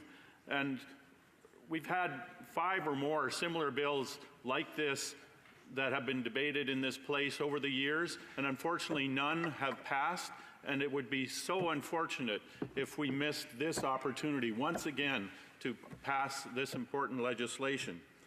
And I would like to thank my friend Senator Mike MacDonald from Nova Scotia for introducing this bill into the Senate, and I would also like to thank my colleague, the member from Port Moody Coquitlam, for sponsoring it in this place. It's very similar to a bill that he sponsored, he put forward as a private member's bill back in 2013. And as others have said, shark finning is the practice of catching a shark, cutting off its fins, and throwing it back in the ocean alive, where it dies a miserable death, usually through drowning. Sharks have to keep moving through the water to breathe, to get water moving across their gills, and without their fins, they just sink to the bottom and drown. It's barbaric, it's wasteful, most of it is illegal, and it is fueled by simple greed. You might think it's not a common practice, but unfortunately that is not the case. Over 100 million sharks, and some estimates are double that, 200 million sharks are killed every year to satisfy the demand for shark fin soup. And Canada's share in this slaughter is increasing. We imported 180,000 kilograms of shark fins in 2017, up from 106,000 kilograms in 2012. We are the largest importer of shark fins outside of East Asia. And this practice is significantly impacting shark fin populations around the world, and it doesn't just affect the sharks, it's radically changing the ocean ecosystems. Can you imagine 100 million bears disappearing from our forests, or 100 million lions disappearing from the plains of Africa? 141 species of sharks are now classified as threatened or near threatened with extinction around the world. The Committee on the Status of Endangered Wildlife in Canada has assessed 6 species of sharks from Canadian waters and have listed 3 as endangered and 3 as special concern. Some shark species are particularly hard hit by finning. The scalloped hammerhead has declined over 90%. One study suggested a loss of 98% over a period of 30 years off the east coast of North America. Data from the same coast indicate that the population of the oceanic white-tip shark, once one of the most abundant animals in the world's oceans, has declined by over 70% between 1992 and 2000. 70% in only 8 years. This once abundant species is rapidly becoming functionally extinct. Mr. Speaker, before I had the privilege to sit in this place, I was an ecologist who did a lot of work on species at risk. And one thing I've noticed over that career is our casual disregard for the destruction of populations of animals living in our oceans or lakes or rivers, be they fish, sharks, turtles, or whales. We simply don't seem to worry about things we can't see. And because we can't easily see what goes on below the surface of the ocean, we too often destroy populations before we're aware of what we've really done. And I can mention the impact on our whale populations around the world, Atlantic salmon, northern cod, and now the sharks of the world. And I'll finish by mentioning, as others have, last October I had the honor of meeting the parents of Rob Stewart at an early screening of Rob's magnificent movie, Sharkwater Extinction. Rob was a remarkable young Canadian devoted to the conservation of marine ecosystems and especially sharks. His movie, Sharkwater, was hailed around the world, but tragically he drowned while filming the sequel, Sharkwater Extinction. His parents have bravely worked to finish the movie, and it's now being shown across the country. And I urge everyone here and everyone across Canada to see this important documentary. It will inspire you, and it will change your view on sharks forever. Thank you. Resuming debate, the Honourable Parliamentary Secretary to the Government House Leader. Yes, thank you, Mr. Speaker. And I did want to pick up on a couple of comments. The speaker just before me made reference in terms of a recommendation to watch a specific show. And one of the things that I have found over the last number of years is that there's been a great deal of attention from producers to better portray in a more fairer fashion, I would suggest to you, what our sharks and the role that they play in our oceans. And Canada, I believe, has demonstrated significant leadership in terms of our oceans and just how important they are to the world, Mr. Speaker. And that shouldn't surprise people, because when you think of Canada, we have the three oceans. We're surrounded by oceans from the east, west, north, and then we have the U.S. below us to the south, Mr. Speaker. And so I can really appreciate why it is, even in a province like Manitoba, that's not quite landlocked, because we do go through Churchill, Mr. Speaker, but provinces like Saskatchewan and Alberta and others that really, even though they don't necessarily have direct links to the ocean, can have an understanding and an appreciation of just how important our oceans are, in fact, to the world. There was a beautiful documentary / production on a Blue Planet. And I personally have had the opportunity to watch it on several occasions, where you do get a better sense in terms of just what's all in our oceans. And there's a number of movies or documentaries of sorts that deal with the ocean.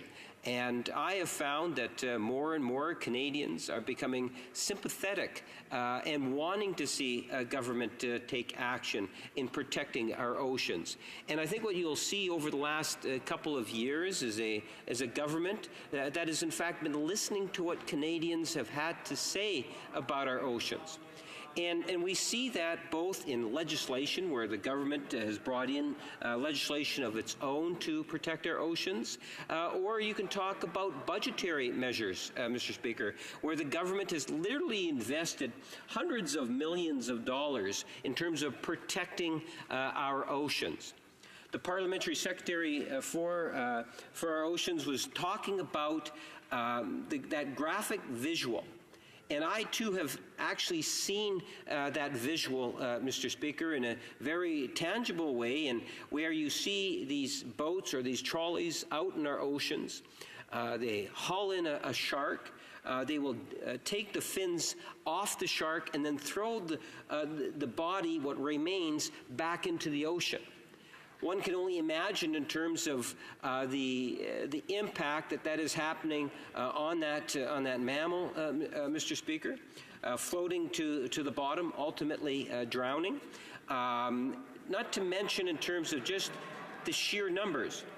We hear a great deal about millions. The original speaker on the bill 238, Mr. Speaker, made reference to literally, I believe he said, close to $1 billion over the last number of years. Now, I don't know statistically, how accurate that might be, but what we do know is it is having a very profound negative impact on our shark population, Mr. Speaker. And that is something that all Canadians should be concerned about. I believe at the end of the day that we look at this particular piece of legislation, and I know that there might be others that want to be able to contribute to the debate on it, as the government has been fairly clear that it would be good to see the legislation ultimately go into committee. I know that there are some concerns, Mr. Speaker. I think it is important that we hear from some of the community members as to what their concerns actually might be with respect to the legislation and the impact that it might have. I can appreciate that here in Canada, we have had through our fisheries, in order to acquire a license, there's a certain commitment that is given that it is already illegal, for example, for a someone fishing to ultimately bring in and take fins off a shark and then bring those that commodity here, Mr. Speaker. That is already illegal, or shark finning. And it is because of the license requirement, Mr. Speaker. Having said that, where it is important for us to recognize is that there is importing and exporting of shark fins that have, in fact, been taken from a trolley of sorts, where the carcass of the shark is thrown back into the water. And I think this is, in good part, where the bill is trying to focus its attention on, if I understand correctly. It is where, ultimately, we have fins that are, in fact, being taken off a shark. The shark is put back into the water, and then those fins are ultimately brought into the country for importation purposes, Mr. Speaker, for whatever usage that they might have. And what this legislation will do is it will ensure that whether it's the importing or exporting of fins, it makes it illegal to do so. And I think that there's a great number of Canadians that would, in fact, be very sympathetic to the legislation, Mr. Speaker. I have had a few emails from constituents of mine that have expressed an interest in this particular issue. I appreciate that the Senate is the originating body for bringing forward this legislation. But as it has been pointed out, Mr. Speaker, it's not the first time where this legislation, or this type of legislation, has been brought to the House, but I do believe that it is one of the first times in which we are actually giving it the type of debate, and I think there's a sense of optimism that if in fact we could get it into the committee stage, that there could in fact be some amendments that would follow that would make the legislation even that much better, Mr. Speaker, and more acceptable for a larger percentage of the population. Mr. Speaker, I talked about the importance of legislation because at the end of the day, the sharks is just one species that is there, and government does need to look at ways in which it can improve the stock of many different species in our oceans, Mr. Speaker.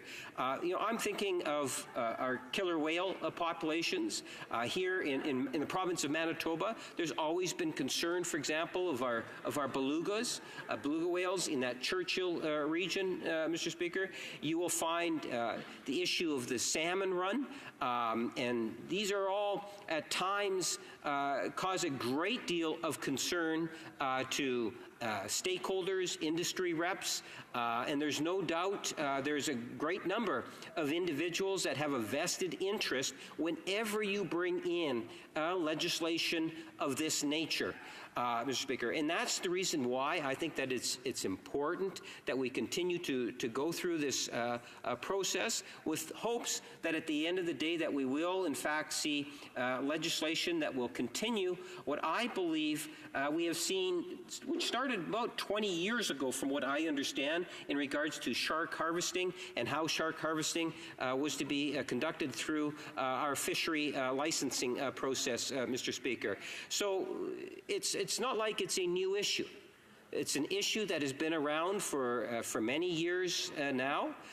The government in the past has attempted to deal with it.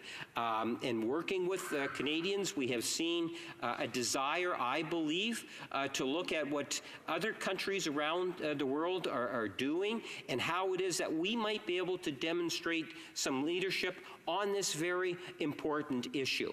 You know, I've indicated in the past, Mr. Speaker, when you take a look at Canada and the population of Canada, that we often carry, I would suggest to you, a great deal more clout on that international scene than one would expect given our population in comparison to the population of the world. And I think that this is one of the examples in which we can, in fact, capitalize on, Mr. Speaker, with the reputation that Canada does have, respecting the fact that we do have the oceans surrounding our nation. We have a vested interest, and countries around the world also recognize the importance of what Canada has been able to accomplish. And this could be something going into committee and ultimately passing through committee with amendments make a significant difference. So I appreciate the opportunity to share a few thoughts on the record with respect to it. Thank you, Mr. Speaker.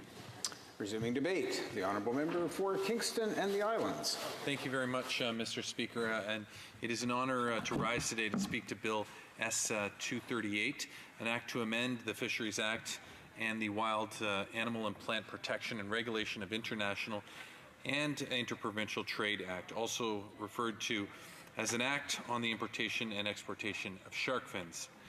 Bill S-238, Mr. Speaker, proposes to amend the Fisheries Act with the goal of prohibiting the practice of shark finning.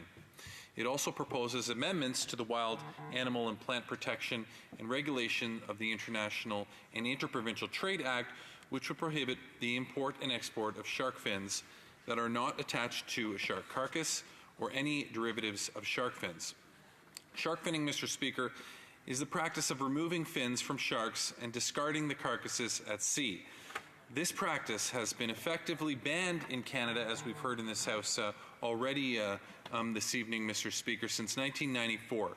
It is prohibited through the Department of Fisheries and Oceans regulatory framework as a condition of license issued under the Fisheries Act.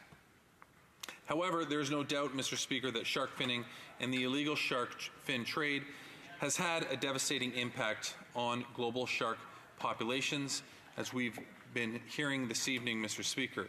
Sadly, it is more efficient for fishermen to harvest the fins and discard the carcasses at sea, given the high value of the fins. Loading a vessel with the entire carcass is burdensome and less profitable. In Canada, sharks are harvested as bycatch. Mr. Speaker, we have heard the concerns of many Canadians who signed many petitions supporting government action on banning the shark finning practice. The intent of Bill S-238 is consistent with the government's commitment to sustainable, science-based management of stocks, including sharks. In Canada, Mr. Speaker, the practice of shark finning has in effect been banned since 1994 through license conditions. In March of this year, the government implemented a fisheries management change requiring all sharks caught in Canadian fisheries to be landed with their fins naturally attached. This means that all harvesters are required to land sharks with fins attached. Through enforcement provisions, these fisheries are also subject to 100% independent dockside monitoring to ensure compliance. Mr. Speaker, Canada represents less than 1.5% of the global shark fin imports. In 2017, outside of Asia, countries such as Italy, the United Kingdom, and the United States all imported more shark fin product than Canada. No shark fin products have been exported from Canada since 2015. That said, Mr. Speaker, Canada has a unique opportunity to demonstrate global leadership on this very important issue. Mr. Speaker, there are provisions in the Fisheries Act and its associated regulations to provide a mechanism that can be used to address the issue of shark finning by Canadian fishing vessels. However, Bill S-238 proposes to add a prohibition against shark finning in the Fisheries Act. By enshrining the ban in legislation, Canada will strengthen its approach to protecting endangered sharks and exhibit global leadership on this very important issue. This would also shore up enforcement and penalties associated with any breach of license, with penalties for chargeable offenses under the Fisheries Act. Bill S-238, Mr. Speaker, also proposes amendments to the Wild Animal and Plant Protection and Regulation of International and Interprovincial Trade Act that would prohibit the import and export of shark fins that are not attached to a shark carcass. I understand that concerns were raised in the other place, Mr. Speaker, about the trade implications of banning the import and export of shark fins and their derivatives in this manner. In particular, the national treatment obligation of the World Trade Organizations requires import and domestic goods to be treated equally. A ban on the import of shark fins that are not attached to shark carcass or any derivatives of shark fins without banning all international trade of the products, as heard in the other place, would likely violate this obligation. In order for importers to bring in shark fins, this bill would require that the capture of shark remains whole until the product reaches Canada. This would be a significant increase in the burden in the shark fin trade industry, including for processors, exporters, and importers. Mr. Speaker, requiring that fins remain attached until a product is imported would also be a significant shift in the global standard and would create significant burden for foreign counterparts, and it would disrupt trade flows for importers and exporters, as shark meat and fins are often destined for separate markets. I indeed support the intent of this legislation, Mr. Speaker, and I hope this unintended consequence is something that the committee can further examine.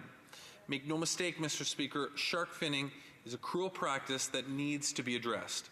Bill S-238 is a step in the right direction. Similar measures have already been implemented by some of our key partners, such as the United States and the European Union. These mandate the domestic landing of entire shark carcasses with the fin attached, which is agreed upon as an effective way of preventing finning. Landing the entire shark carcass also encourages the full use of the shark and not just the fins. That is why I look forward to the debate at committee, Mr. Speaker, and hearing from witnesses so that the committee can ensure this bill will ensure that it meets its intent while respecting the existing trade responsibilities. I want to commend Senator McDonald and indeed the member from Port Moody Coquitlam for championing a cause I know Canadians from coast to coast support. Thank you very much, Mr. Speaker. Resuming debate, the honourable member for Cloverdale, Langley City. Thank you, Mr. Speaker.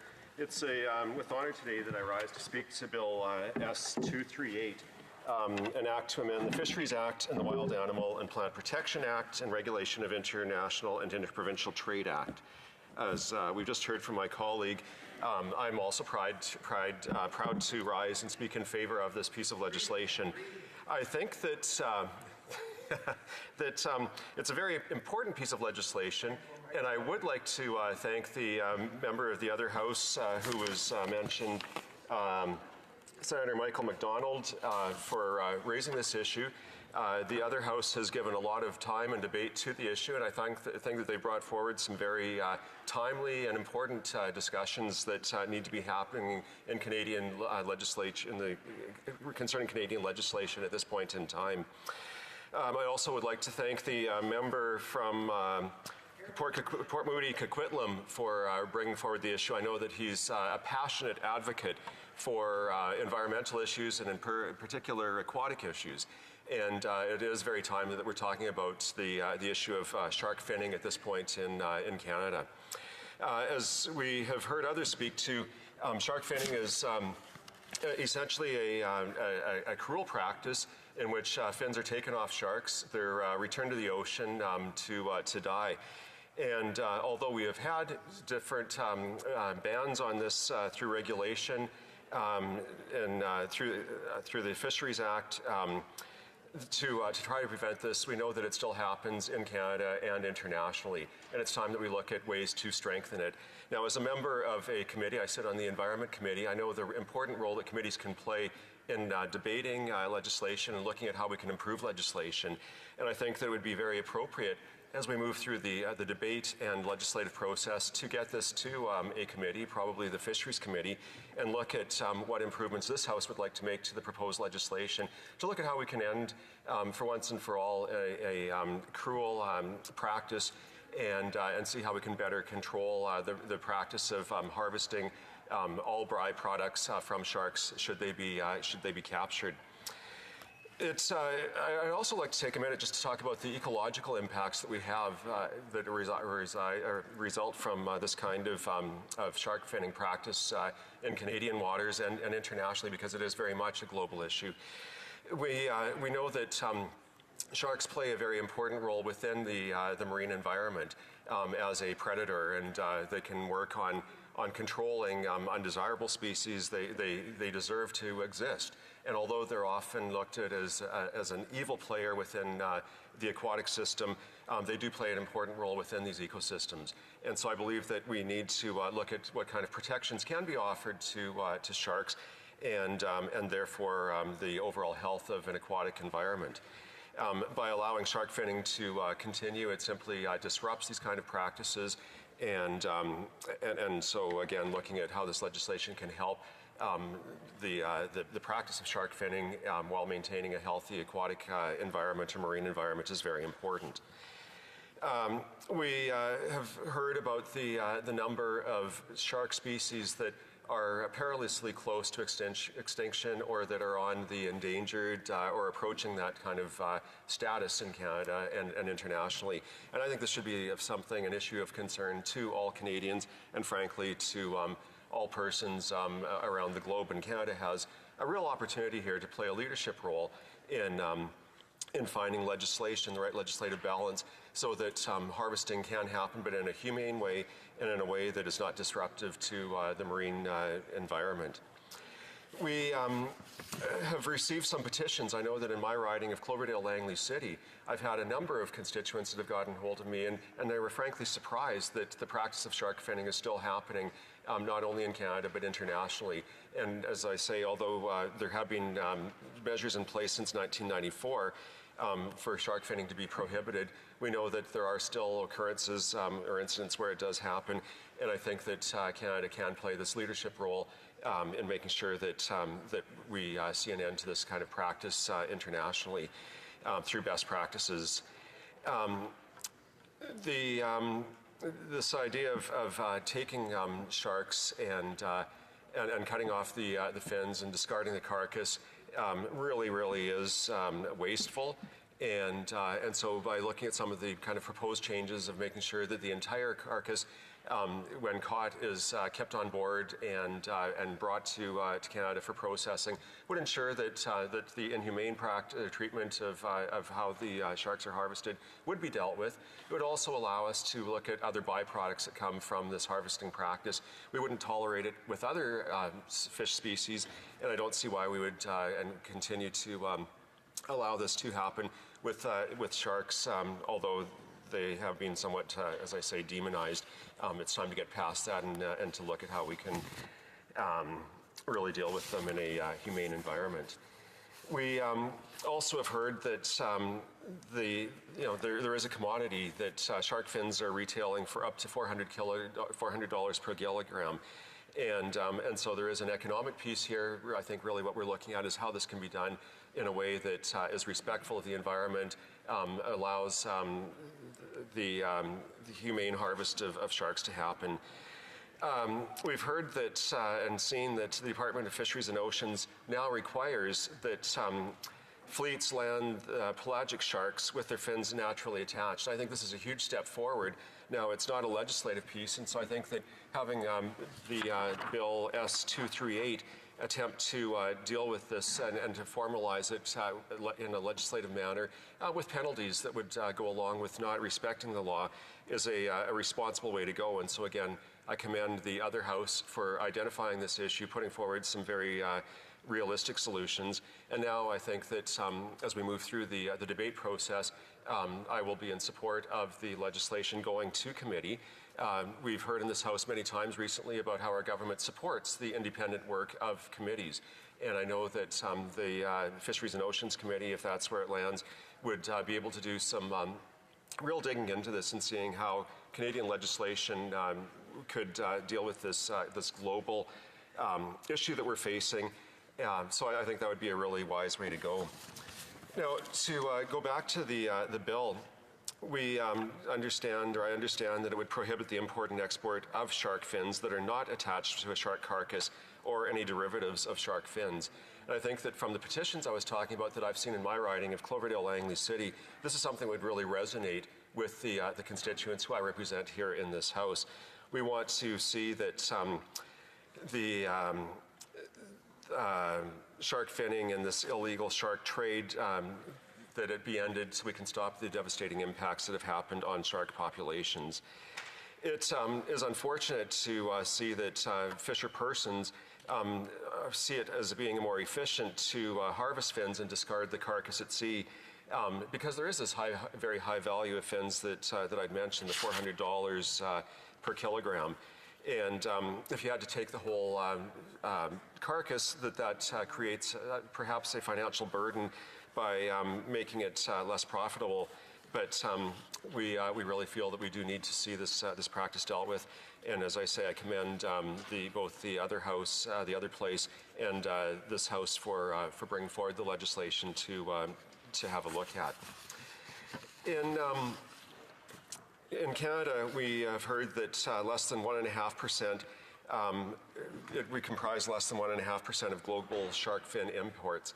And so there's always a question domestically about how much time and effort do we spend on dealing with with issues that are of global importance, and that in this case 98.5% of the issue is actually being dealt with outside of Canada's shores and waters. But I think that we can look at examples, countries in Italy, the United Kingdom, the United States, and they have all dealt with this issue in different ways. And so I think that Canada has an opportunity here to be part of this global solution and to continue to provide global leadership. I think you'd said that my time is coming to a close, Mr. Speaker, so I would like to simply say that I think that it is important for us to be having this discussion right now. It's going to be timely for us to be getting the legislation to committee, having the committee look and report back to the House, and see what kind of amendments that could be happening to strengthen Bill S238. Because it really truly is a step in the right direction. So with that, Mr. Speaker, I will close my comments and thank you for the opportunity to speak to a very important piece of legislation. Thank you. Resuming debate. Before the honourable member for Avalon, I recognize him. I'll let him know there are only about 5 minutes remaining in the time, 6 minutes or so remaining in the time for private members' business. I'll give him the usual interruption, and of course he'll have his remaining time when the House takes up debate on the question at a later time. The honourable member for Avalon. Thank you, Mr. Speaker, and thank you for the opportunity today to speak on Bill S238, an Act to amend the Fisheries Act and the Wild Animal and Plant Protection and Regulation of International and International Trade Act, importation and exportation of shark fins. I want to join colleagues who spoke earlier, of course, and thank Senator Michael McDonald for sponsored this bill in the Senate, and of course to my colleague across the way from Port Moody, Coquitlam, for sponsoring it here in this House.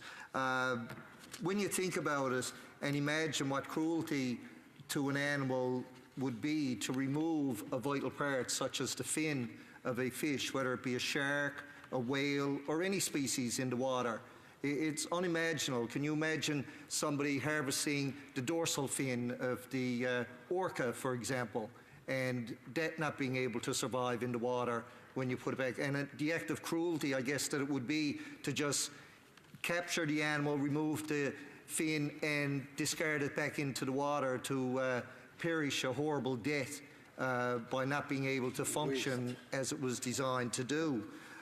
Just to mention what the bill actually is, whereas in 1994 the Canadian government banned shark finning, namely the practice of removing the fins from live sharks and discarding the remainder of the sharks while at sea. in Canadian fisheries waters and with respect to Canadian licensed vessels fishing outside of Canadians' exclusive economic zone.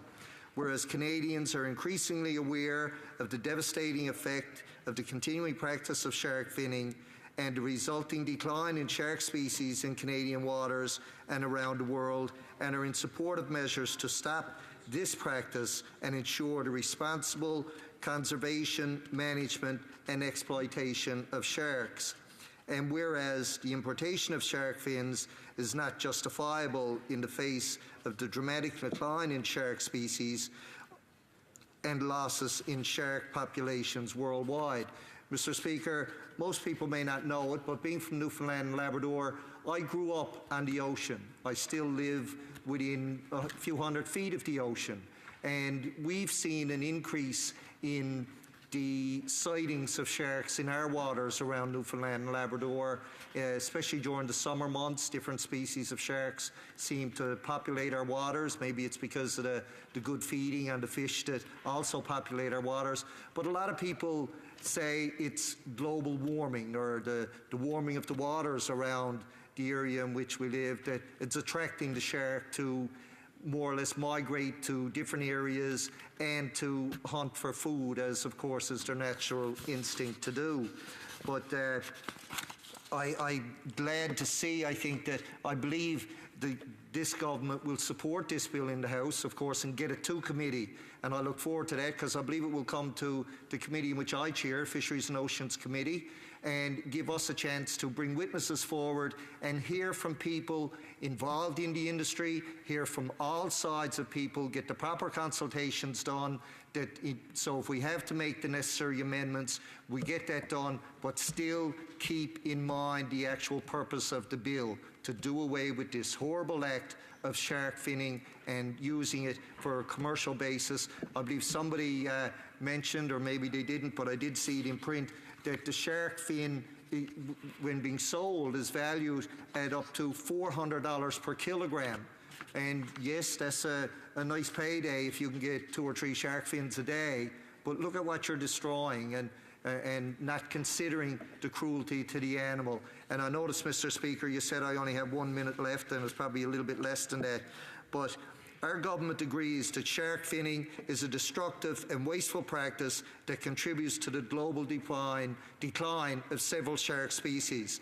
That is why shark finning has been prohibited in Canada for over 2 decades, and last March our government implemented measures that require all sharks caught in Canadian fisheries to be landed with their fins naturally attached. And I think, Mr. Speaker, my time is up. So again, I say thank you for the opportunity for the short intervention that I had here today. The honourable member for Avalon will have 5 minutes remaining in his time when the House next gets back to debate on the question. La période prévue pour l'étude des affaires émanant des députés. The period provided for private members' business has expired. We will now go to adjournment motions. The motion to adjourn the House is deemed to have been made and seconded at this time. Therefore, the question is that this House do now adjourn. The honourable member for Elmwood, Transcona. Well, thank you very much, Mr. Speaker, and I'm pleased to rise once again to recall some of the events of last fall concerning the strike of Canada's postal workers. I'm sure there are a number of members on the government benches that would be happy to forget about those events and what it meant for workers' rights in Canada, but we here have not forgotten. And in particular, I'm following up on a question that had to do with the suspension of short-term disability benefits for Canada Post workers while the rotating strike was happening. Mr. Speaker, and we've had a number of exchanges in this House, including late shows like this one before, and I think part of where the government has been very unapologetic for the fact that Canada Post workers who were on short-term disability had their benefits cut off when the postal workers went out, not for a full strike, Mr. Speaker, but for a rotating strike. But those short-term disability, those workers who were receiving short-term disability benefits didn't get a rotating termination to their short-term disability benefits. They were off of that benefit for the entire time. And so what seems to be the subject of some dispute is, the role of the government in causing that, that suspension of benefits to occur for those people who are already vulnerable, who are already living on a reduced income, who don't have a way to make up that income. And I want to draw the House's attention, Mr. Speaker, to Section 22, Sub 1 of the Canada Post Corporation Act that says, in the exercise of its powers and the performance of its duties, the corporation shall comply with such directives as the minister may give to it. And that establishes a very clear legal authority for the minister responsible for Canada Post to tell Canada Post management, you guys have the option of suspending those short-term disability benefits, but we think that's wrong, and you shouldn't do it. And we're directing you not to do it, and to continue making those payments as if the collective agreement were in force. So notwithstanding whatever was happening or not happening at the bargaining table and with the strike, what I'm zeroing in on today, Mr. Speaker, is the fact that I believe, and many people across the country believe, that it was a wrong and mean-spirited decision by Canada Post management to suspend those short-term disability benefit payments, and that the government, at the very least, was complicit in that decision by not exercising their authority under the Canada Post Corporation Act to tell management to cut it out. And so I'd like to hear somebody from the government side stand tonight and explain to those workers why it was that this government was willing to stand idly by while they were not getting paid their short-term disability insurance when their co-workers were out on a rotating strike, and for virtually every day in that strike, the mail got delivered in most parts of Canada. There were some service interruptions, but these people lost their benefit full-time, all the time, while the rotating strike was occurring. Why was this government content to stand by and let that happen? The Honourable Parliamentary Secretary to the Minister of Employment, Workforce Development and Labour. Thanks. Thank you very much, Mr. Speaker, and I know that my colleague and I can certainly agree on the fact that, in the best case scenario, that both sides are able to sit down at the bargaining table and come out with an agreement that is of benefit to all. But unfortunately, there are instances that arise where such is not the case, and an agreement is elusive, and that's when governments have to take action. And as we've previously said, back-to-work legislation is a last resort solution, and it's something that this government certainly did not take lightly. We did everything we could to support and encourage Canada Post and the Canadian Union of Postal Workers to reach that negotiated collective agreement. Throughout the process, which had been going on for well over a year, the parties were assisted by federal conciliation officers, mediators, and a special mediator. Alas, despite these efforts, the parties were unable to reach a new agreement. As a last resort, the government tabled Bill C-89 in November 22nd of last year. This set out the process by which the parties were required to work with an independent mediator arbitrator, and the employees would return to work. On November 26, Bill C-89 received royal assent, the rotating strikes ended, and all postal services resumed on November 27th. Since Canada Post and CUPW were unable to agree on a mediator arbitrator as per the process outlined in the legislation, our government appointed a former chairperson of the Canadian Industrial Relations Board to serve as the mediator arbitrator to assist the parties in reaching a new collective agreement. Mr.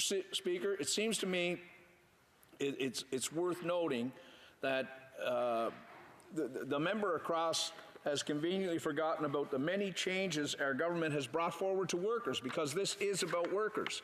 We've passed legislation to modernize federal labor standards in this country, which has not been updated since the 1960s. These changes stemmed from extensive consultations with stakeholders who have told us the same thing time and time again.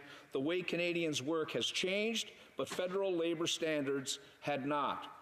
The modern set of labor standards we have introduced will better protect Canadian workers, especially those who are most vulnerable, such as workers who are in part-time, temporary, or low-wage jobs, and it will help set the stage for good quality jobs.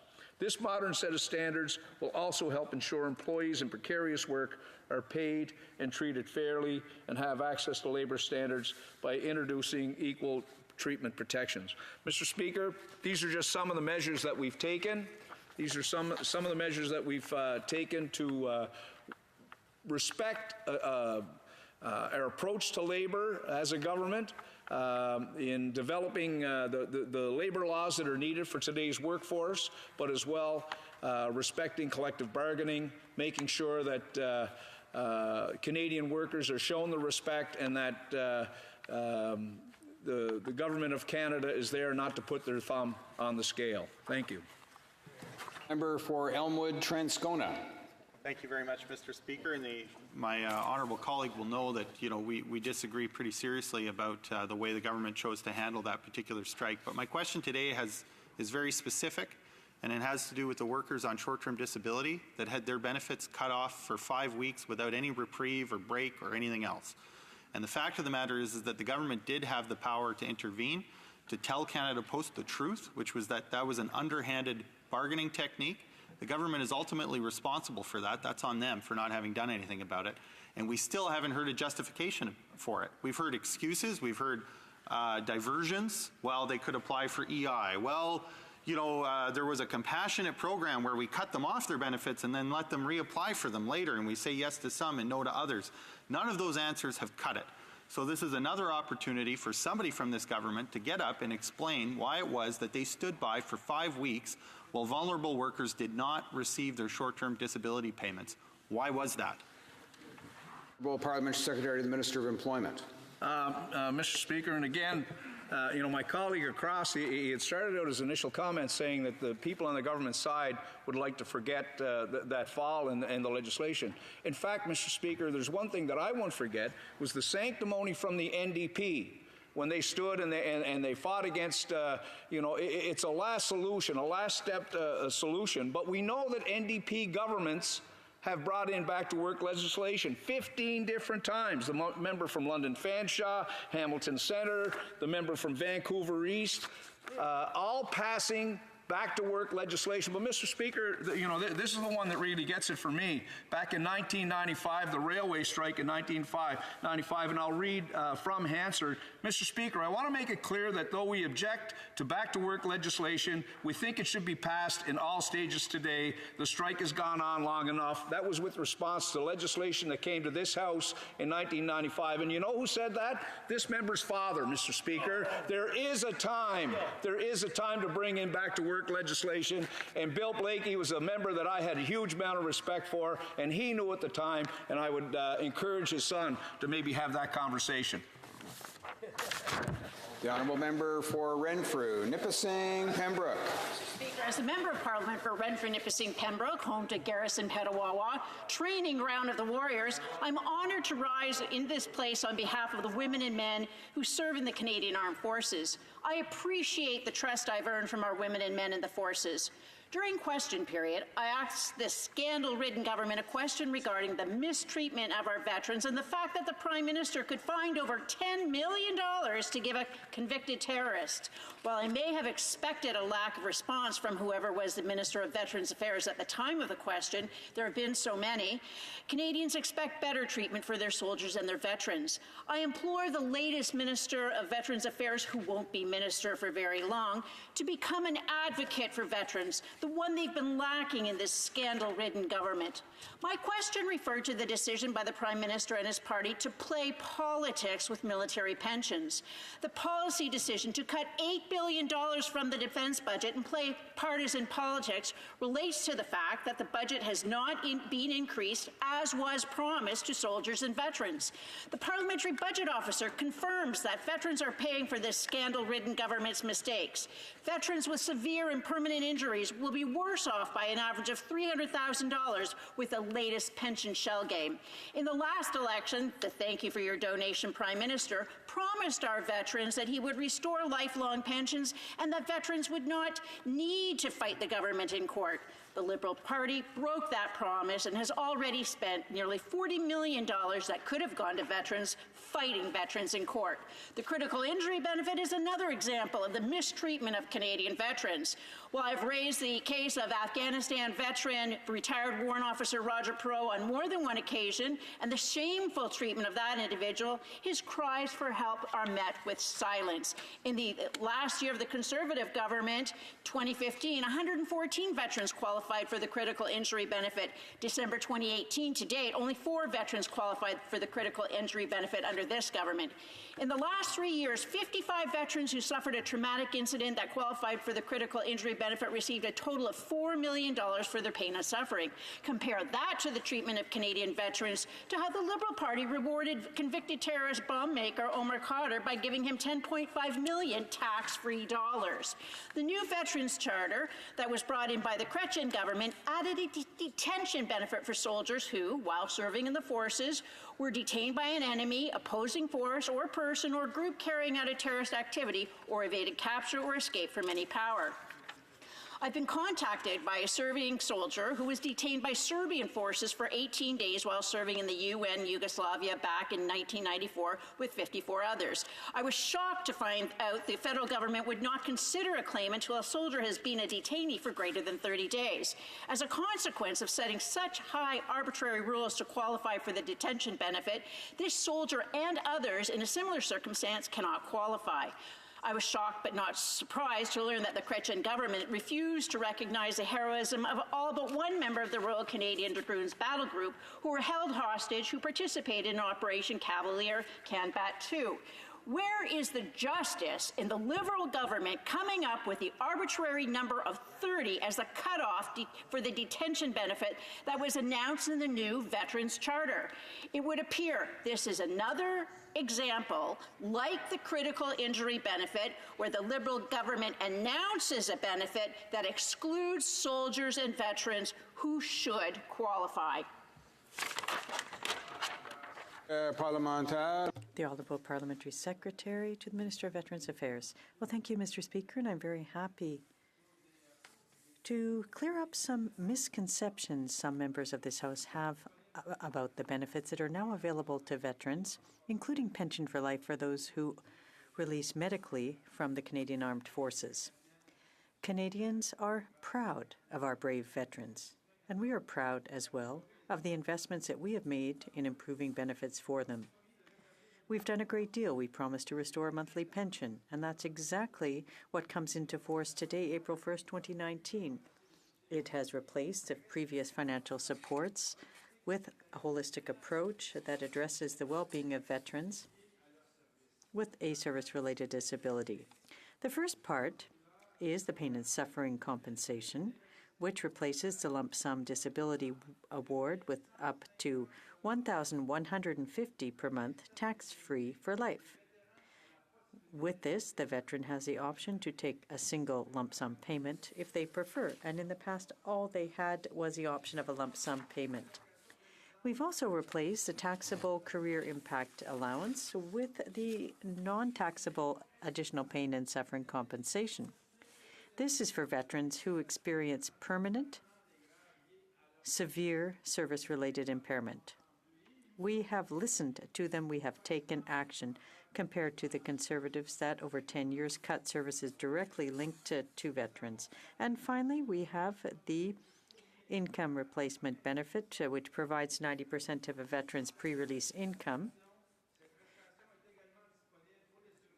for as long as they are in rehabilitation. It's also available to survivors and orphans.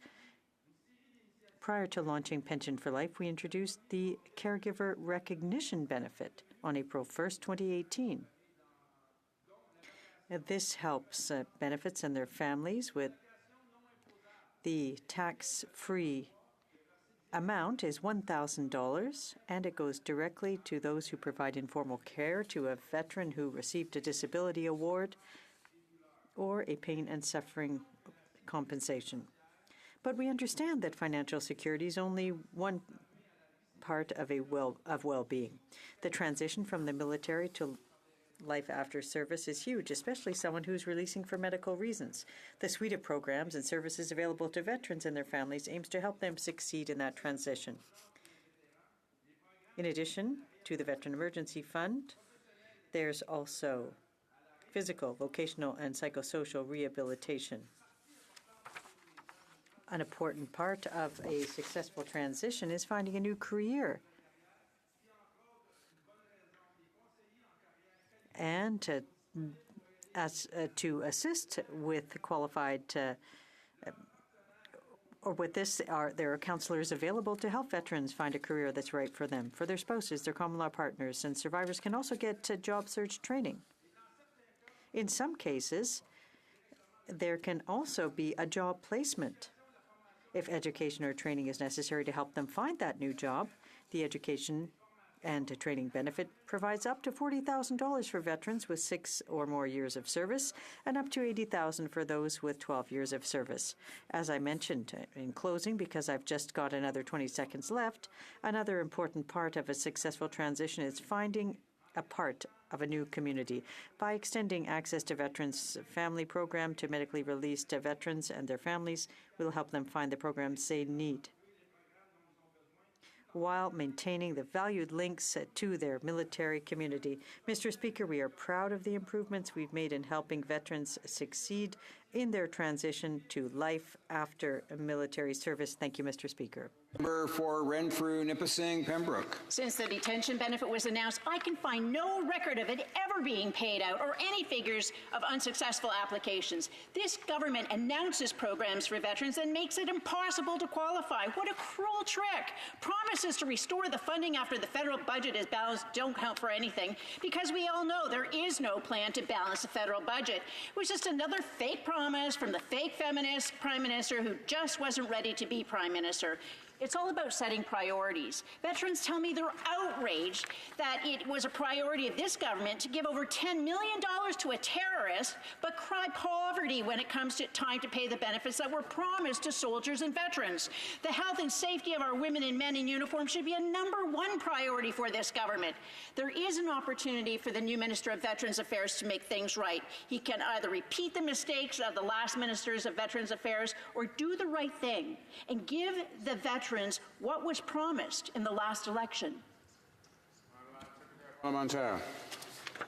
The Honourable Parliamentary Secretary. Well, thank you, Mr. Speaker. And again, I'm pleased to have an opportunity to answer this question from the member opposite. She's using fear-mongering. Far from creating a multi-tiered system, Veterans Affairs adheres strictly to a one veteran, one standard policy. Benefits are available for every veteran who's eligible, no matter how many apply. At the same time, VAC treats veterans as an individual. Case managers explain all the benefits and programs for veterans and their families and help develop a plan to meet their needs and their aspirations for life after service. We promised to provide a monthly pension for life as an option for veterans. We listened to them. We responded. We took the time necessary to do things, and we invested over $10 billion in new funding for veterans and their families. And as of today, April 1st, 2019, we are delivering on that promise. The Honourable Member for Portneuf-Jacques-Cartier. Well, thank you very much, Mr. Speaker. And I rise this evening, April 1st, not with an April Fool's joke, but with very pertinent and serious questions. When we're at question period, what's unfortunate is that the government, which is supposed to answer, does everything except answer. So this evening, I'm here to clarify some questions. On February 4th, I asked a question to the Prime Minister dealing with the budget plan that's simply not working. When you incur a debt, you have to plan to repay it. That's at the basis of every economy, whether we're talking about a family.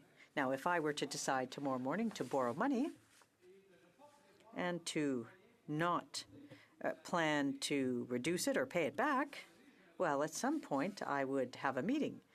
It would be with bankruptcy. So I hope that this government We'll only have one mandate so that we can protect the Canadian economy. A deficit today, Mr. Speaker, that means taxes, higher taxes for tomorrow, for us, our children, and our grandchildren. We need to see vision, not a short-term view of the economy. We need to see plans, a structure, and we need to plan a return to a balanced budget. What the Liberals say and what they do is something completely different. The Prime Minister will have to hike taxes in order to pay for the irresponsible spending and out-of-control spending that he's responsible for. And that's what I said earlier. When will the Prime Minister unveil his plan to increase taxes? That was my question of February 4th, Mr. Speaker. Since then, the Minister of Finance brought down another budget. This is the 4th year of the government's mandate, the Liberal government's mandate. No return to balanced budget, Mr. Speaker.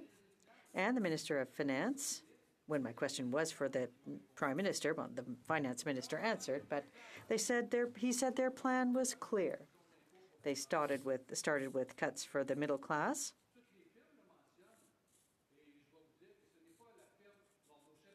All talk is about that, but it wasn't Morneau-Chapelle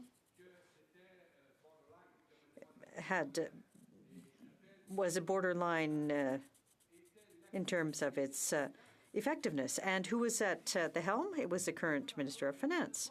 Stephen Harper had made the right decision. And this is what's written in a book. It's written that the Conservative government, under the reign of Stephen Harper, had made the right decision with respect to retirement plans to increase retirement age to 67.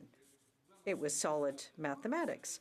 It was a difficult decision, but the government made the decision, the Conservative government at the day. So my question, Mr. Speaker, is how can we believe in the budgetary and economic plan of this government that in 2015 had promised to return to a balanced budget in 2019? And now we're asking them for their plan to tell Canadians how they will pay back. How much more will they have to collect from Canadians in order to rebalance the budget, Mr. Speaker? Parliamentary Secretary to the Minister of Employment. Thank you very much, Mr. Speaker. And if I could at first clarify for all those in the House this evening, a couple of the misstatements by my colleague. Certainly, when he talks about the management of the economy, the fact that this government has created 800,000 new jobs since coming to government in 2015, the fact that unemployment rates are at record lows, the fact that youth unemployment rate is at the lowest level it's been since they started to keep records. When we look at underrepresented groups in our workforce, women, persons with disabilities, Indigenous Canadians, those employment numbers are at all-time lows. Those unemployment numbers are at all-time lows, Mr. Speaker. So I think we can take a great deal of pride. And the other one that he mentioned was the fact that we did change the retirement age for the OAS eligibility age back to 65 from where they had moved it up to 67. Mr. Speaker, you know, that will keep 130,000 Canadians, the most vulnerable of Canadians, that will keep them from the poverty lines, Mr. Speaker. That's what that will do. But since we came to office, the government's invested in the things that matter to Canadians and to middle-class Canadians. One of our first actions was to raise taxes on the wealthiest 1% of Canadians. Over 9 million Canadians are benefiting from the middle-class tax cut. We introduced the Canada Child Benefit, or CCB. Compared to the system of child benefits that it replaced, the CCB is simpler, more generous, and better targeted to those who need it most. Indeed, Mr. Speaker, 9 out of 10 families are receiving more in child benefits than they did under the previous Conservative system. As a result, The typical middle-class family of 4 is receiving about $2,000 more in support than they did in 2015. And this year, Mr. Speaker, on average, families benefiting from the CCB will receive around $6,800 to help with the high costs of raising children. This benefit amount will continue to rise with the cost of living as it has been indexed to inflation as of July 2018, 2 years earlier than promised. And Mr. Speaker, it's worthwhile reminding Canadians that the Conservatives voted against each one of these measures. We've got a plan to invest and strengthen the middle class, grow the economy, and the results are certainly beginning to show.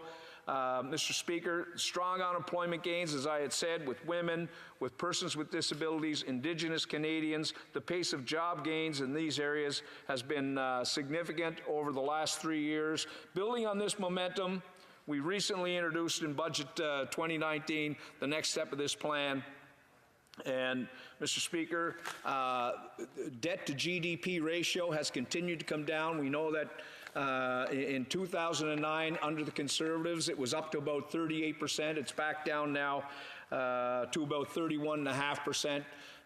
We are on the right course. Canadians know that we're on the right course, and I think that they'll demonstrate that come October. The Honourable Member.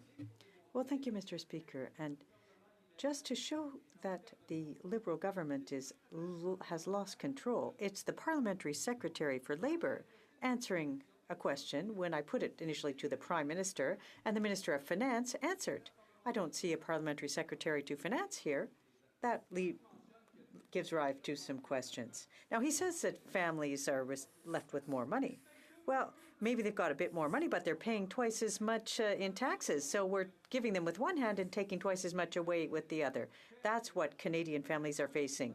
80%. And this is the Fraser Institute that has pointed out over 70%, closer to 80%. It's at least, in fact, 70% Canadians paying more. And in closing, Mr. Speaker, I'd just like to reiterate that out of the Trudeau-Metter site, 32 promises had not been undertaken. 57 are underway, and only 40% of their election promises have been dealt with, and some of them are being pushed off, and 34 were broken by this government. I hope that Canadians in October 2019 will remember the unkept promises by this Liberal government. Mr. Speaker, you know, if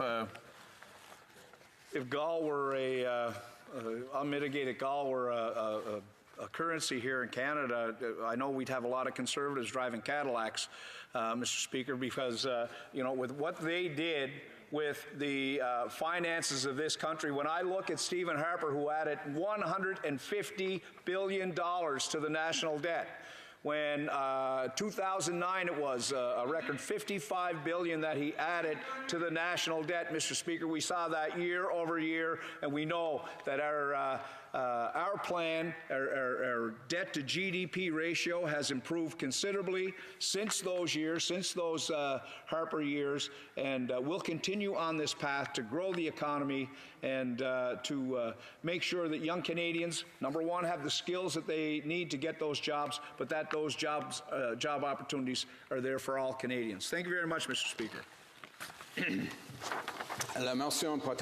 The motion to adjourn the House is deemed to have been adopted. Accordingly, this House stands adjourned until tomorrow at 10 a.m. pursuant to Standing Order 24-1.